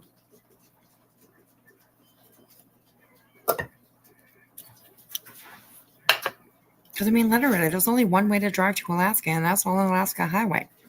And the Alaska Highway goes right through my town. So, Yes, they flew to, I think it was Idaho. Caught by U.S. Border Control. Wow. Makes sense because they were like loading up on survival gear and tents and like everything that you would need, you know, to basically kind of survive out there, obviously.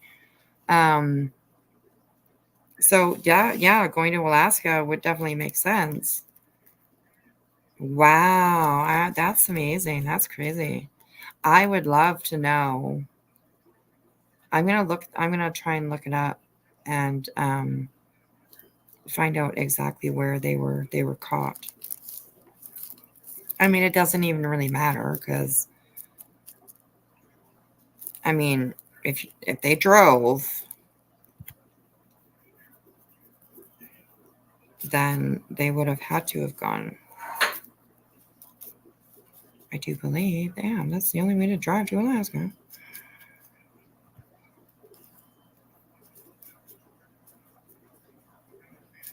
I'm pretty sure. Maybe. I mean, there's back roads, I guess. I don't know. Anyways, crazy. Alcan Port of Entry. Okay, that's doesn't mean anything really to me, but I can look it up. Alcan Port of Entry.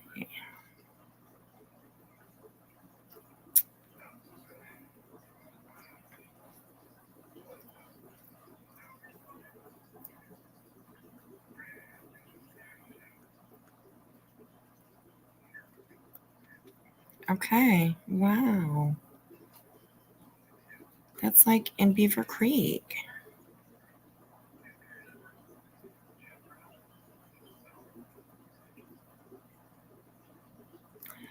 Wow, that is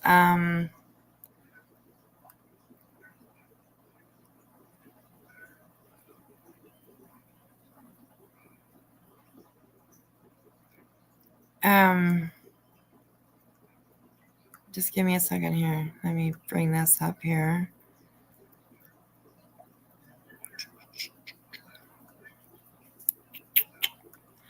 Alcan, Alaska. The mailing address is Tok, Alaska. Okay. Well, that's somewhat, sort of, kind of close to where I am. Damn. Oh, shit. What the hell? Interesting. Wow, that's good. But I'm really glad that they found them because they the dad was extremely worried for his kids. And although they were one was 24, I believe, and then his son was only 16, about to turn 17. So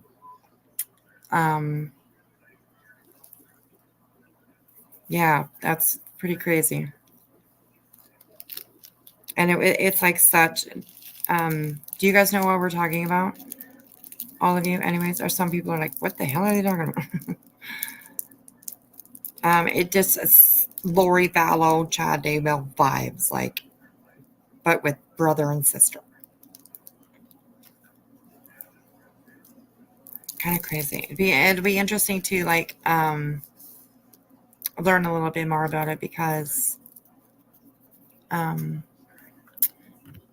we can have a look at that. Hang on here a second, you guys. I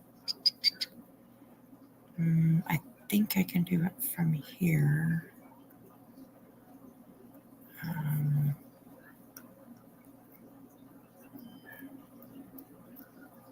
No, I have to switch over. Just give me a second here, you guys, and I will bring up the video that I was watching.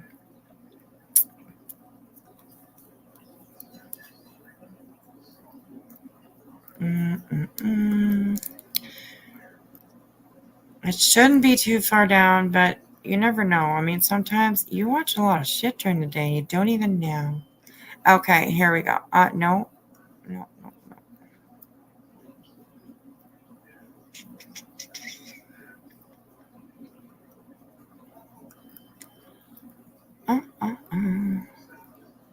So what's what's everybody's plans tonight? Anything interesting?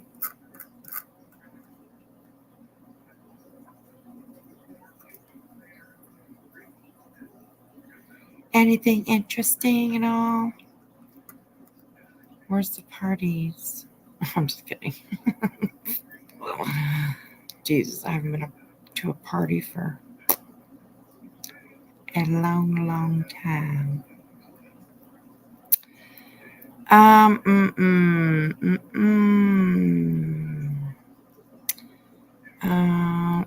YT.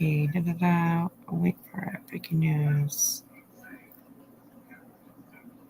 Now, of course, I can't find what I'm trying to find, right?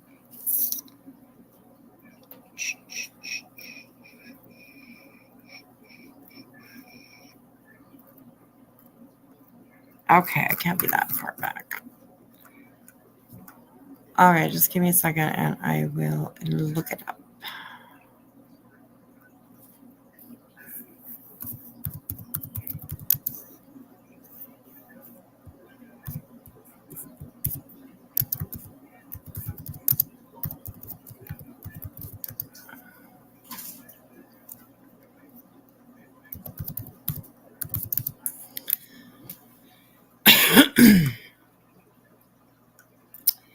Okay, what's that? The video?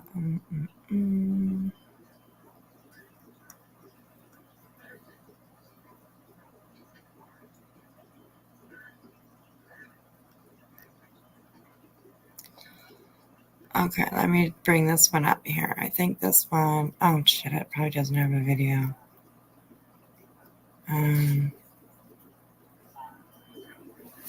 No.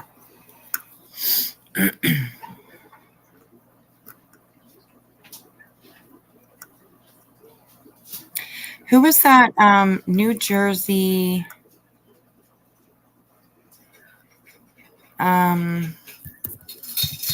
is it New Jersey crime or something?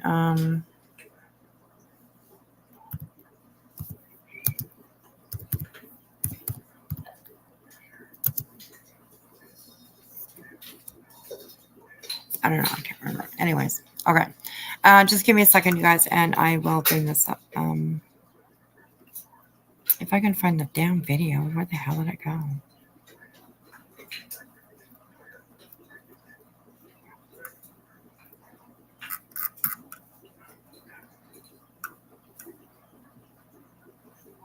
NJ Courts. Thank you. Okay. I'm pretty sure that's where I saw it. NJ Courts. He did a pretty sure it was him. And he did a interview with him, I believe.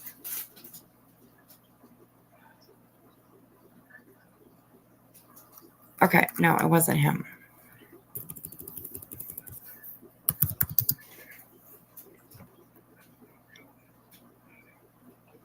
No, it's not him either.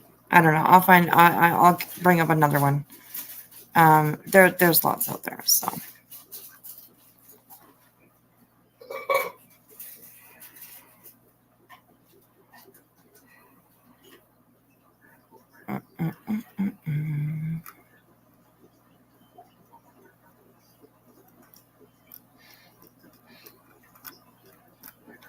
Okay, we can. I'll bring this one up and we can listen to the article. It doesn't have a video. Sorry, I can't find that video that I was looking at earlier. I cannot. I thought it was NJ Courts, but I guess it wasn't.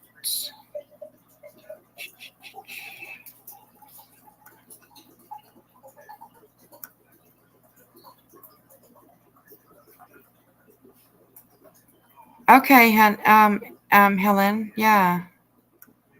I'll go over and check her. Oh, oh, I bet it was East Idaho. East Idaho. I bet it was him. Yes.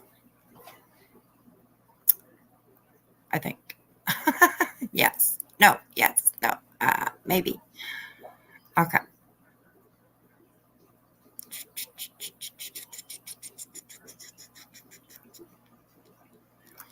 No, it wasn't him. Oh, yes, it was. I don't know where that is though. Videos maybe under instead of live. Um. Mm, mm, mm.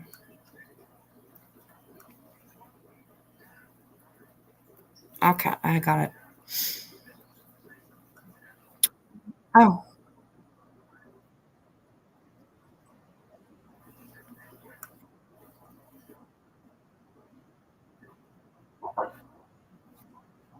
Sorry, you guys. I don't think you can hear it, but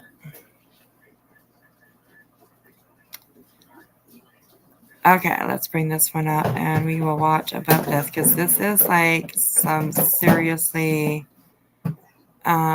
screwed up kind of stuff. Like I said, just think Lori Vallow and Chad Daybell. Think that. So, hey Mona Lisa. Hey Hills, how are you? I appreciate that. I appreciate that. I appreciate that. Yeah, but I mean, what bunch of fuck shit? Like seriously, I'm still a little baffled myself. I still have no clue what the hell is her problem. So yeah. Oh my goodness. Okay, so let's take a look at this. This was what we were just talking about. It is this was before they were found. Okay. And this was actually 1 day ago. It was done yesterday. So if you guys want to go over and give them a like, I will put the link to this video in the chat. And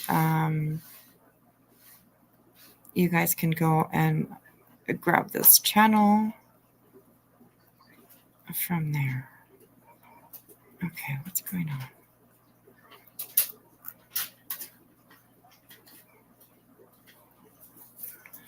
on? Okay, there we go. This is the link for this video. So now remember that this was yesterday, and this is before they were found. But he gives a lot of detail about this. And now remember that this is his wife and her brother that took these kids. So here we go. Time in Arizona, I received a phone call from my son-in-law, and I answered the phone call, and he said, "Ben, our worst nightmares have come true." And I said, "What are you talking about?" He said, "They've left. They're gone." And I said, "Who's left? Who's gone?" He said, "Abby, Blaze, and Spring." Abby is his wife, Spring is his wife, and Blaze is my child, who's 16. Left to go to Boise, Idaho on a flight from Phoenix Sky Harbor direct to Boise, and that Brooke Hale, who is my brother-in-law, my wife's brother, was waiting there to pick them up. I raced home. I met my son-in-law Braden at my house to get more details. He said that his wife Abby had asked him to come home early for lunch because she was not feeling well and needed to go to the doctor. So he came home at about 10:30 a.m. He had noticed the Ring doorbell on their apartment had been taken off, and he thought that was strange. So he knocked on the door, and Abby let him in, and she was in the process of packing luggage with all kinds of winter gear, survival gear, camouflage, and he asked her obviously what she was doing, and she said, "We need to go. We need to leave now." And she explained where they were going and that they wanted him to come, that Brooke had bought tickets for all of them, and that they needed to leave immediately. He resisted and said, I do not want to go. My daughter was emotional. Braden was emotional. They called Brooke. Brooke tried to persuade him, shared some dreams with him. Laugh at Life. This is the story of the gentleman that is talking. His wife and her brother took his two of his kids, a son and a daughter, and took off with them. And it's all over religion. Yes, this is exactly like Lori Vallow. Think Lori Vallow and just add it to what we're watching because it's pretty much exactly the same. And he explains a lot of that coming up. So I will maybe speed it up just a little bit. We'll try 1.5. So yeah, he explains quite a bit about his wife and the brother, and even one of his daughters, I believe, was quite into this religion. Shared some scriptures with him, told him he needed to be like Zoram, who followed Lehi and his family into the wilderness, and to just have faith. Braden felt very uncomfortable. He, in the moment, just was so shocked. He said that he needed to get out of there. He walked out of the apartment, went down the stairs, went and sat in his car that was parked in the apartment parking lot. He noticed that my wife was there in her car with Blaze in the front seat. As he sat in his car, he saw Abby come down with all the luggage. They put the luggage into the back of the car and they drove away. Yeah, spoiler, that's right. A married daughter who left her husband behind. And it was that daughter's husband who actually called this gentleman. I apologize. I don't know his name. Give me a second.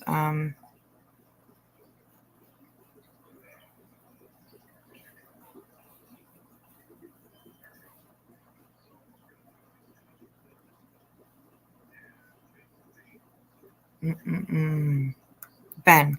His name is this guy's name is Ben.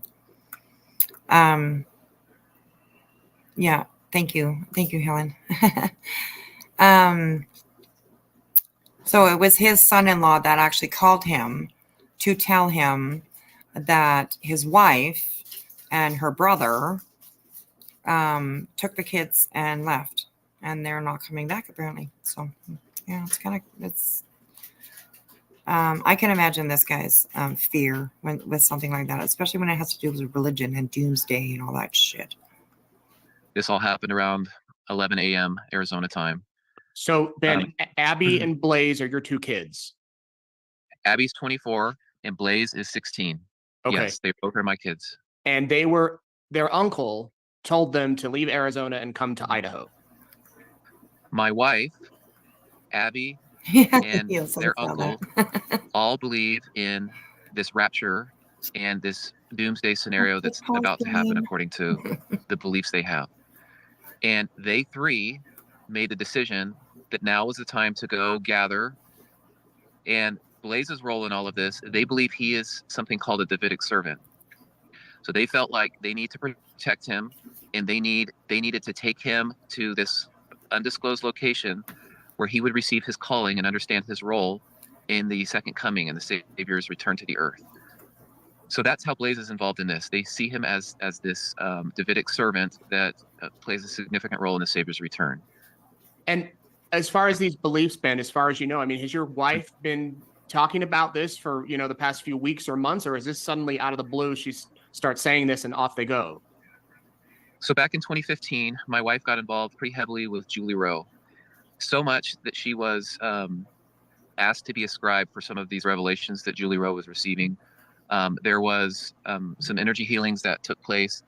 It concerned me a great deal. I expressed that to her, and we actually, I requested that we go in and talk to our ecclesiastical leader, a bishop, to talk about it. The bishop asked her, or essentially told her she needed to stop if she wanted the marriage to survive. Spring stopped following Julie Rowe at that time, but I think she was still indoctrinated with a lot of what was taught and shared. My wife's always been fascinated with the end of days, the last times. Crazy, eh? Oh my goodness. I just watched this today. And when I first got into it, I was just like, what? I mean, is this guy like, this sounds so much like Lori Vallow. And I was just like, is this guy like, using, like, did he do something to his family? And he's just like, oh yeah, doomsday, they're gone. You know what I mean? That crossed my mind.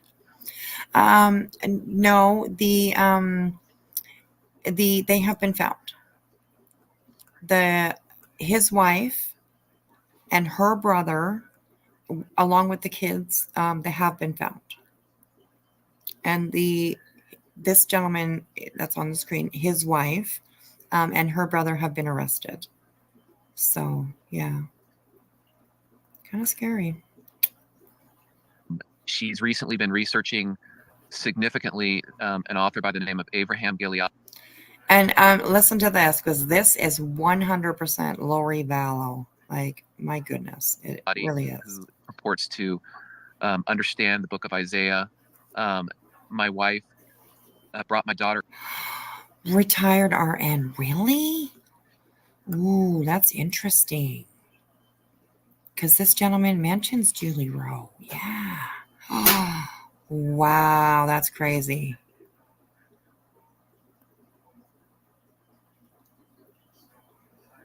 There's nothing wrong with being prepared, but damn. Yeah, exactly, right? Oh my God. Daughter into this about 2.5 years ago. And they started having dreams, and they started sharing dreams, and both felt like they had the gift to interpret dreams. They brought my brother-in-law into this about 1.5 years ago when he was going through a pretty significant crisis in his own marriage. And he just has taken it and run with it. Hey, Lynn. But yes, my wife has been involved in these types of things in one way or another for many years. She's always been a church attending, a temple worthy member of our church and served in callings, but on the side, she's had this hobby of researching the second coming and signs of the times and the end of the world.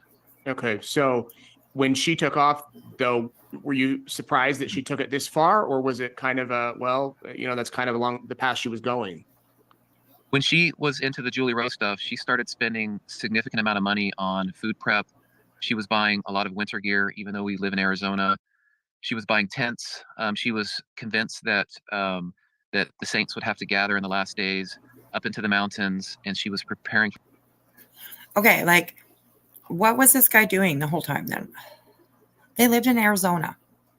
I mean, seriously, the chick was buying winter gear. Like, that would be a red flag. I'm sorry. Don't you think? Arizona's pretty hot. What are you going to do with winter gear in Arizona? So, I don't know. I mean, I don't know. Sounds a little strange. Preparing for that. I thought there was a possibility that she could eventually leave and take off with another group. I'm totally KDK, yes, they are alive. They are. Yeah. The kids are, I'm not sure where the kids are right now, but they've been found. And the brother and sister have been arrested. So, yeah. Good news and a good ending for this one, I guess you could say. surprised that she took my son Blaze. Brother. And I'm even more concerned because Blaze has never subscribed to any of this. He is not, he is in no way a supporter of anything she's ever believed. He is your prototypical teenager that all he wants to do is hang out with friends and be on his phone. He's an athlete. He's on the football team. He's worked so hard to be on that football team. They still have games left this season. There's no way that he would have gone along with this. So they've coerced him, possibly sedated him. He's probably maybe been threatened. I did hear from Braden that Braden asked if Blaze was going, and apparently he was told that they told Blaze he was going on an early birthday vacation, but obviously that would have been, Blaze would have figured out really quickly that there is no vacation. So I'm very concerned about that piece, that my son is in danger and that his uncle maybe could be the aggressor in this if things don't go the right way. So that's a little bit unusual, eh? Like, I mean, I know in like Lori Vallow's family, of course, there were people that, you know, didn't believe what she believed, I guess, or whatever. But this guy here, like his wife and his daughter, were kind of like, but his daughter was willing to go, I believe. But their son, Blaze, who is a minor, he's only 16 years old right now. He didn't want no part of it. You know, he didn't want absolutely no part of it. So it'd be interesting maybe to learn like why this guy didn't leave with the kids himself, right? Although I'm sure once things like this are going on, especially doomsday related, God, you're just trying to keep your family together, I'm sure, right? Like, crazy. Yeah, and that's why, you know, everyone involved here, except your son, is an adult, so they're obviously free to do what they want. But when you have a 16-year-old, is there any sort of custody arrangement between? You're still married to Spring, right? I'm still married to her. There was a petition filed for a dissolution last week between her and I. She's been wanting to divorce me, but she did not want to be the one to file because it's public record in Arizona. So we had been separated, living at different locations in the same city. But as strange as it sounds, we've had a great relationship recently. Without saying too much, the best relationship you could have as a married couple. We've been getting along, but the amount of time she spent talking to Abby and Brooke on the phone, the frequency, we're talking hours a day, multiple times a day for the last year and a half. And I would periodically check my AT&T phone records. They were always talking to each other, morning, midday, night. Because of the petition for dissolution that I had filed, I was able to get an emergency. See, and that gives me like Lori Vallow and her little sidekick there. Her name's eluding me, but the one that Melanie Gibb, right? Like they started going to Chad Daybell's, you know, seminars or what sermons or whatever the heck they were called, right? Learning more about it, and yeah, crazy. Good night, Heels. Thanks for putting me on the TV. I hope you have a good sleep. I'll see you around tomorrow. Yeah, I'm sure we will. All right, let's finish this up here.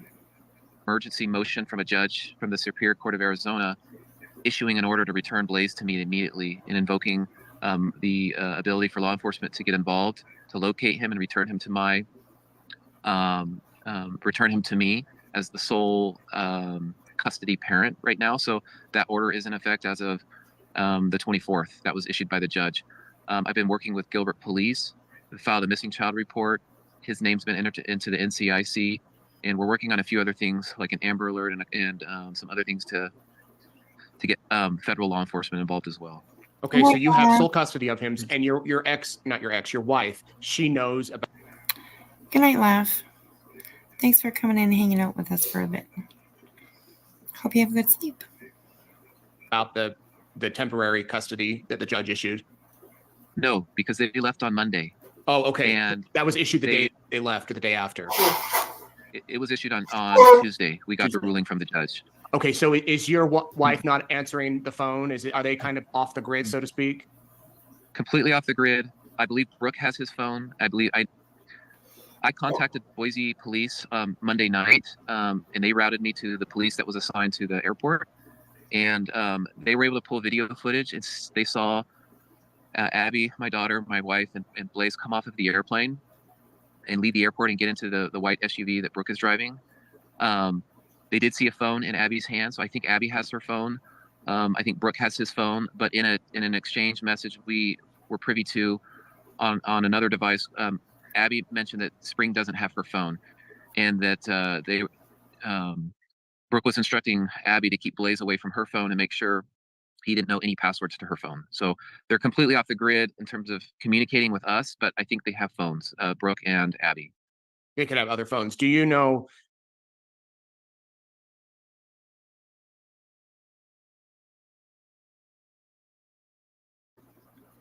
Good night, Katie.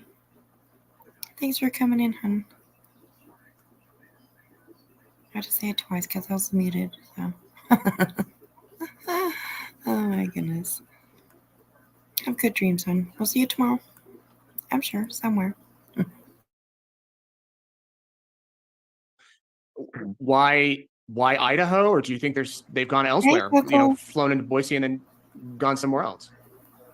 I think they may have gone into Oregon, but I think they're staying close to Idaho. I don't know why Idaho. I remember years ago, my wife, when she was into Julie Rowe stuff, I think Julie had mentioned something about Idaho being a safe place to gather, but I don't know. I don't know why Idaho. Are you worried for your son's safety? Absolutely. Absolutely. I fear for his safety, especially my uncle doing something to him. If my son is contentious or rebellious or belligerent, I fear that my brother-in-law would restrain him or do something that would incapacitate him. Because my brother-in-law, when he left notes for his children saying he was not coming back and that something amazing was going to happen very soon with the return of the Savior.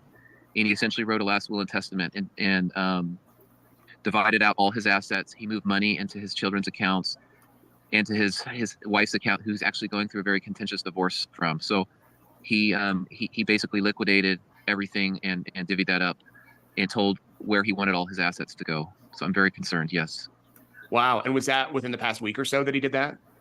He left those notes on Monday. That's when they discovered them. When I called them and said, "Hey, do you know what's going on? Do you know what happened to Abby and Brooke and Blaze and Spring?" And they immediately went over to the house he was staying at, and he had left notes. Wow. Yeah, I can understand why you would be worried. What about? Thank you, Coco. It was a little less stressed today. Yeah, absolutely. Yesterday was a big day. So, yes. Today's a better day, though. So. Finances for your wife. I mean, if they're all on the run, are they sufficient enough to be able to last a couple of months if they're traveling, or do you think that money's going to run out? Has there been any use of her debit or credit cards that you know of? So we think Brooke took about $50,000 in cash. My wife did not take any money. She does have credit cards, but that I don't have access to. But I don't suspect that she would try to use any of those. She didn't try to take any money out of our shared savings account or use our shared credit cards. Abby did withdraw about $4,000 in cash out of her and her husband's account and drain that account and spent over $1,000 on all this survival gear. So I think Brooke's been planning for a while. I think he's the one that's the financer. I think he's the one deciding where they go, where they stay. Be safe, laugh at life if you're out and about.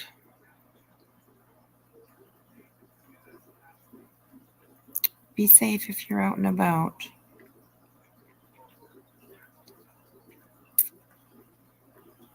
Careful on your way home if you're out and about. Don't drive. Anyways, I'm sure you'll be fine. Have fun. Oh, you are home. Okay, well, then you're all good. You're all good.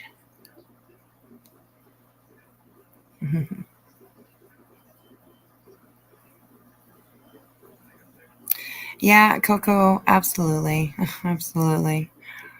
I'm still a little, what the hell? But, yeah. Okay, let's keep on. This one, it's almost done here.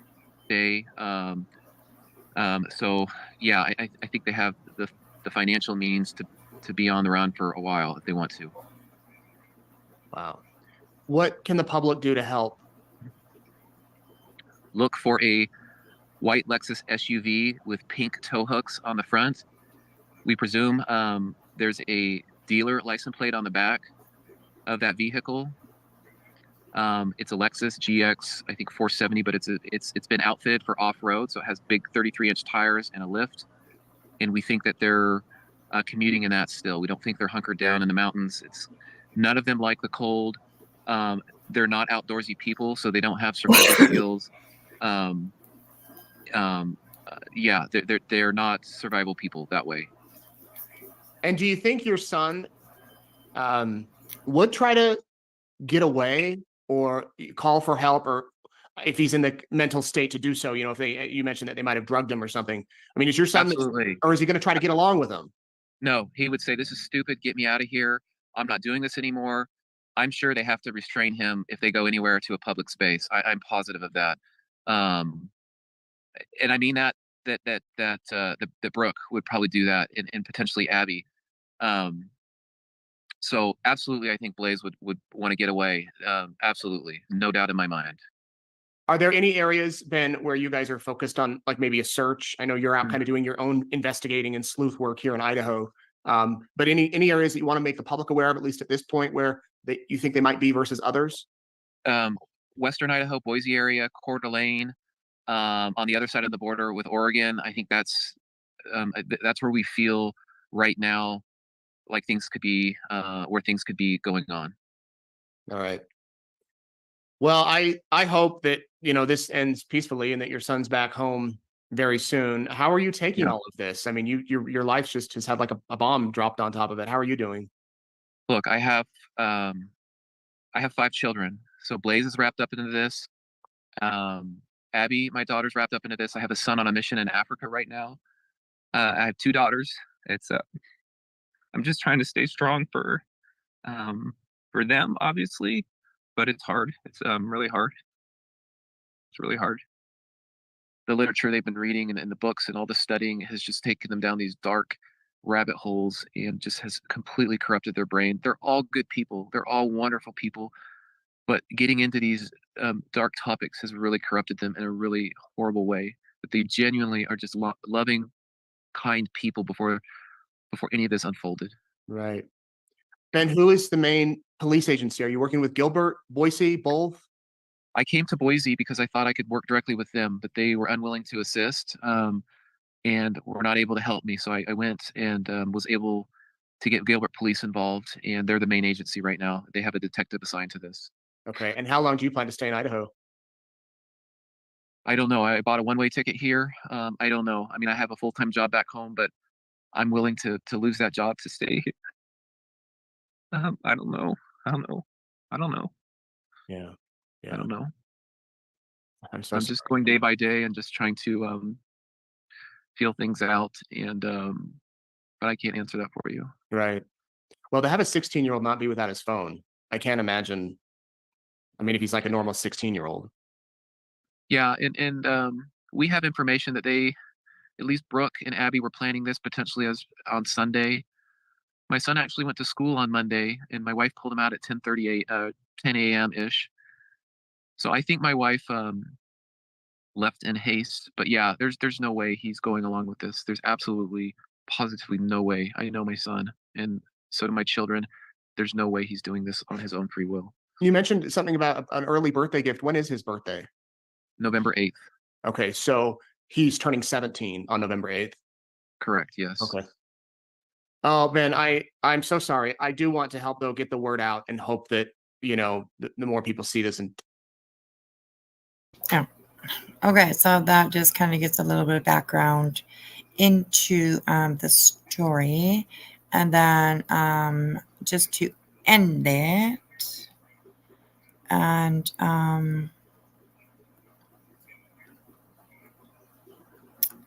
so the good news about it, let me bring this up here for you guys. And I'll be able to make it full screen once I push play. So let's listen to this. I don't think it's very long. So this was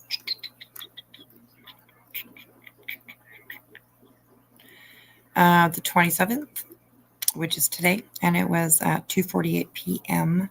Greater Mountain Time. So let's have a look.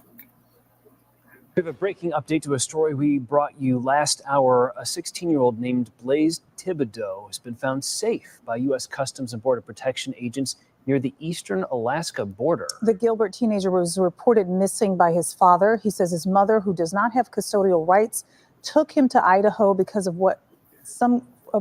some type of doomsday belief. Michaela Marshall is on the story, joins us in studio with the latest details. I spoke with Blaze's dad on the phone earlier today, and there was so much panic in his voice. So I'm sure he is very relieved to know that Blaze has been found and is safe. There was a lot of concern for his safety. We just got an update from Gilbert police who tell us his mother, Spring Thibodeau, and his uncle, Brooke Hale, were arrested in Alaska over custodial interference, and they will be extradited back to Arizona. Here's how we got here. Ben told East Idaho News that his wife, Spring, took Blaze out of school early on Monday and headed to Phoenix Sky Harbor with their 24-year-old daughter, Abby, to catch a flight to Boise, Idaho. Ben says Spring's brother, Brooke, picked them up when they got there. At the center of the trip was Spring, Brooke, and Abby's faith. Ben says the three have dreams that the second coming of Jesus Christ is near, and Blaze must be protected. They believe he will play a significant role in the Savior's return. Ben says Blaze does not believe in any of this and was likely tricked into going with them. According to Ben, Spring has been fascinated with doomsday religious prophecies for years, and it caused some strain on their marriage. He ended up filing for a dissolution last week, and he was just granted sole custody of Blaze. Abby was also with the group in Alaska, but does not face any charges. Again, good news tonight. About 30 minutes ago, we learned that Blaze was found, and he is safe. Yada. All right, Michaela, thank you for the update. The case. And there we go. So that is good news that that family was found. And I wonder about the sister. You know, that makes me kind of wonder. Because I wonder if she had any part in luring her brother. You know? Because she's 24 years old. You know, and not too often you can like really make a 24-year-old do something. And of course, he was only 17. So when you're told what to do when you're 17, you just do it, right? Well, sometimes.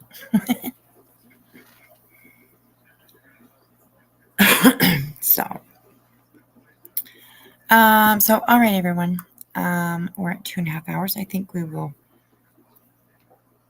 cut it off for the night. Yeah, right. Speller, I read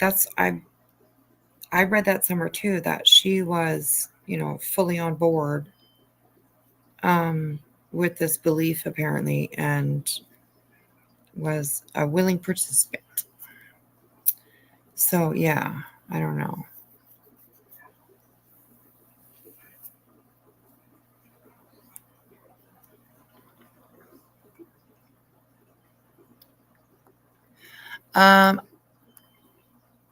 Lav, I'm not too sure. I've never been married, so I have no idea. I couldn't answer that for you. But maybe it was like she is the one that wanted to get divorced and he didn't. So maybe it was something that she did to make him do it. I don't know. So, yeah, Laugh, you made it.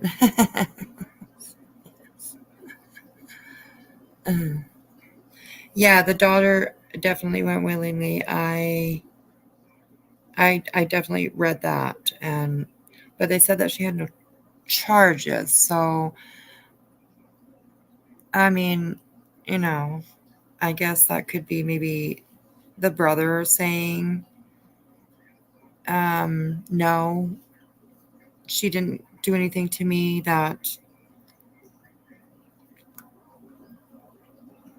you know, warrants charges or whatever, you know what I mean? It was my mom and my uncle, you know, like they're the ones that forced me. So it could be something like along those lines. Why she isn't having any charges.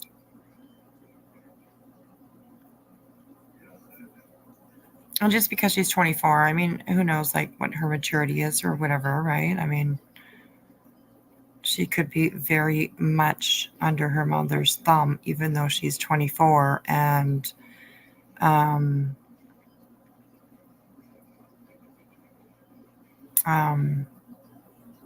seemingly like went along with it, right? So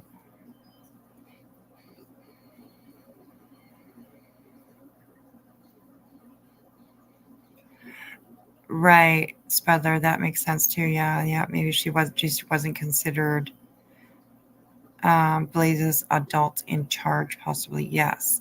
And yeah, right. I mean, when you're 24 years old, it's not illegal to go to Alaska, so no matter if you're religious or not, so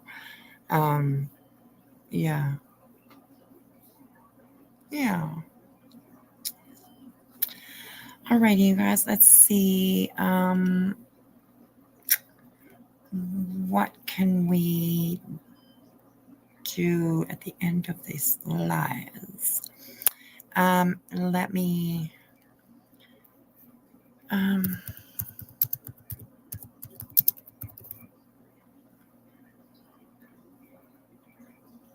let's see what we got going on here. Oh, that's too much.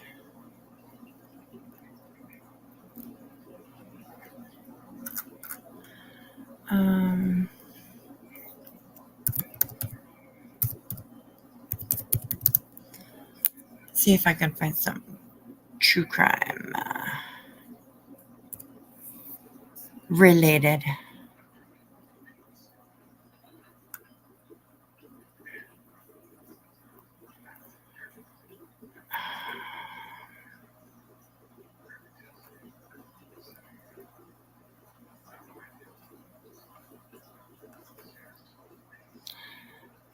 Give me a second. Hang on.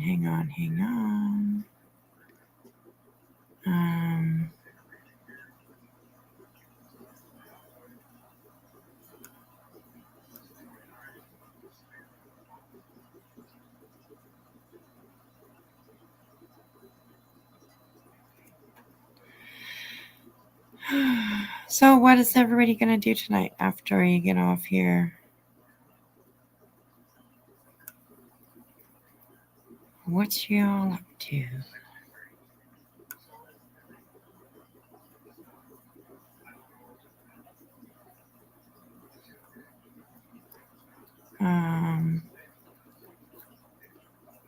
And I'll read the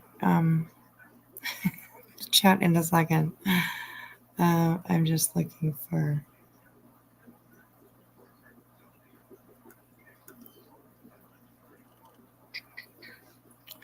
Okay, well. Okay, let's do this one then. I've had this one before, but it's Halloween-y, kind of, maybe true crime-ishy, if that's a word. True crime-ishy. True crime-ish.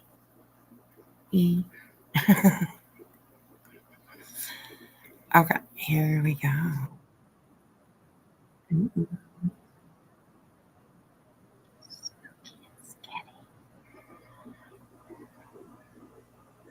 All right, there we go. And maybe that's the one I had last night. I don't know. I can't remember.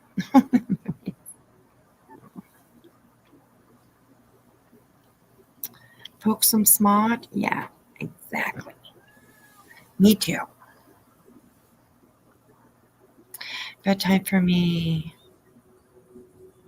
Starry Night? No, not at all. Not at all. Better maybe play another few games. What game are you playing? Bedtime for retired nurse. Good night, retired nurse. You hope to sleep. Oh, you're right. Your grand dog was over today. She's 6-month-old Jack Russell. Mm-hmm. She wore me out. Lots of laughs and lots of fun too. Yes. My daughter has she's not a year old yet. Maybe 8 months, somewhere around there, I think. Like a little miniature Havanese. Oh, she's the cutest little thing ever. But yeah, she's a lot because I mean those little dogs are just so hyper.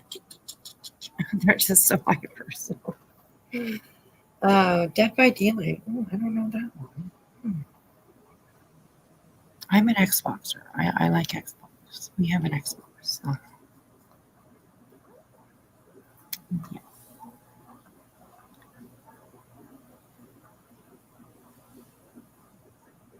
Coco, yeah, she is. I'll post a picture of her. I'll post a picture of her maybe tomorrow. Laugh at Life, it's on Xbox. Okay, cool.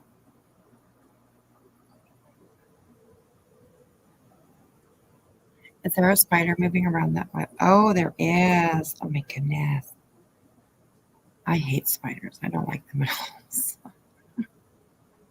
Yeah, Coco, I will. I'll post a picture of her. Oh my gosh, she's like the cutest fucking thing ever.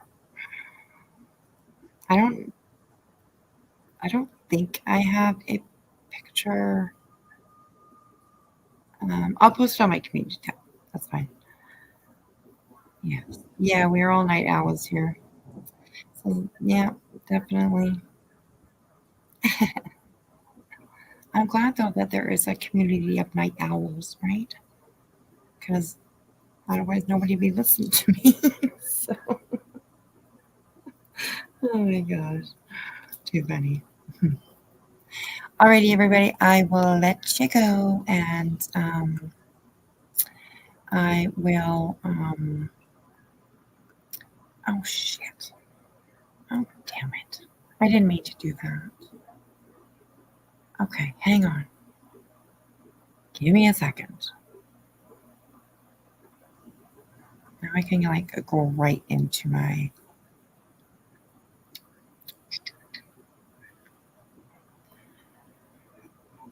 Right onto my playlist and look and see what I got. I didn't mean to click that button, but I did. So, you know.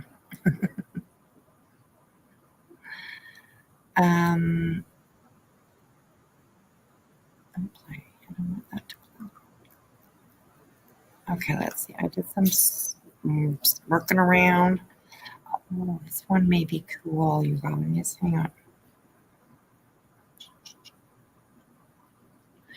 You guys will like this one. This one's actually really cool. Maybe it happened because Jack wanted to come up here. Jack wanted to be on screen.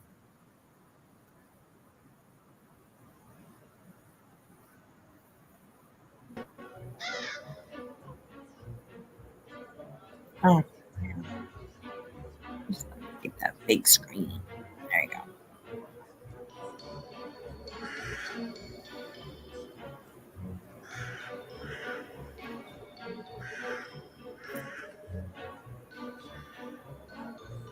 There we go, you guys. At least it's not like totally silent. I don't know if Jack does anything, but there he is. He's there. Oh my goodness, crazy. All right, you guys. I will say goodnight to you, and we'll see you around tomorrow somewhere, I'm sure.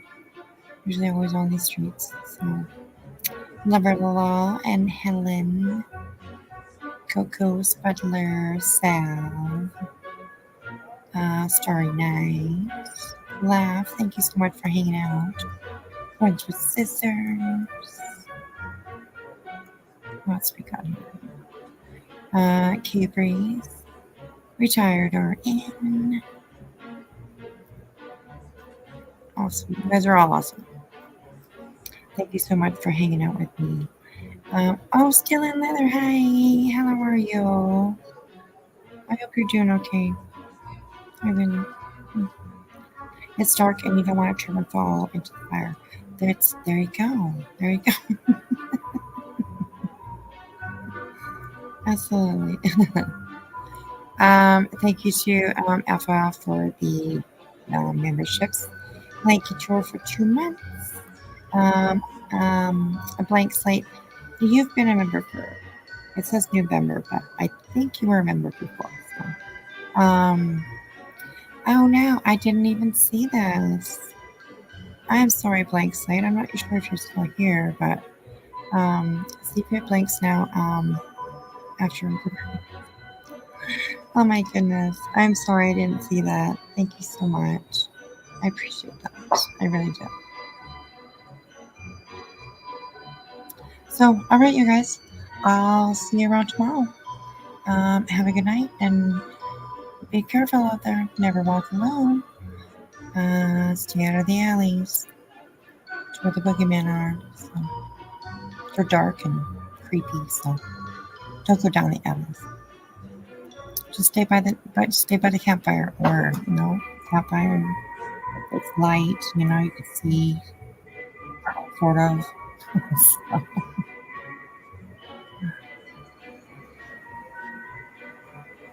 yes, Stellan, absolutely. And you take your time, Stellan. You take your absolute time, as long as time you need. We're here, and the backwoods are always, there's lots of seating back there. So, I love you, Jusav. I hope you have a good, it's like evening now, hey? Something like that, evening. I don't know what it is right now. Well, it's like morning, isn't it? Hey, Winnery Truth, how are you?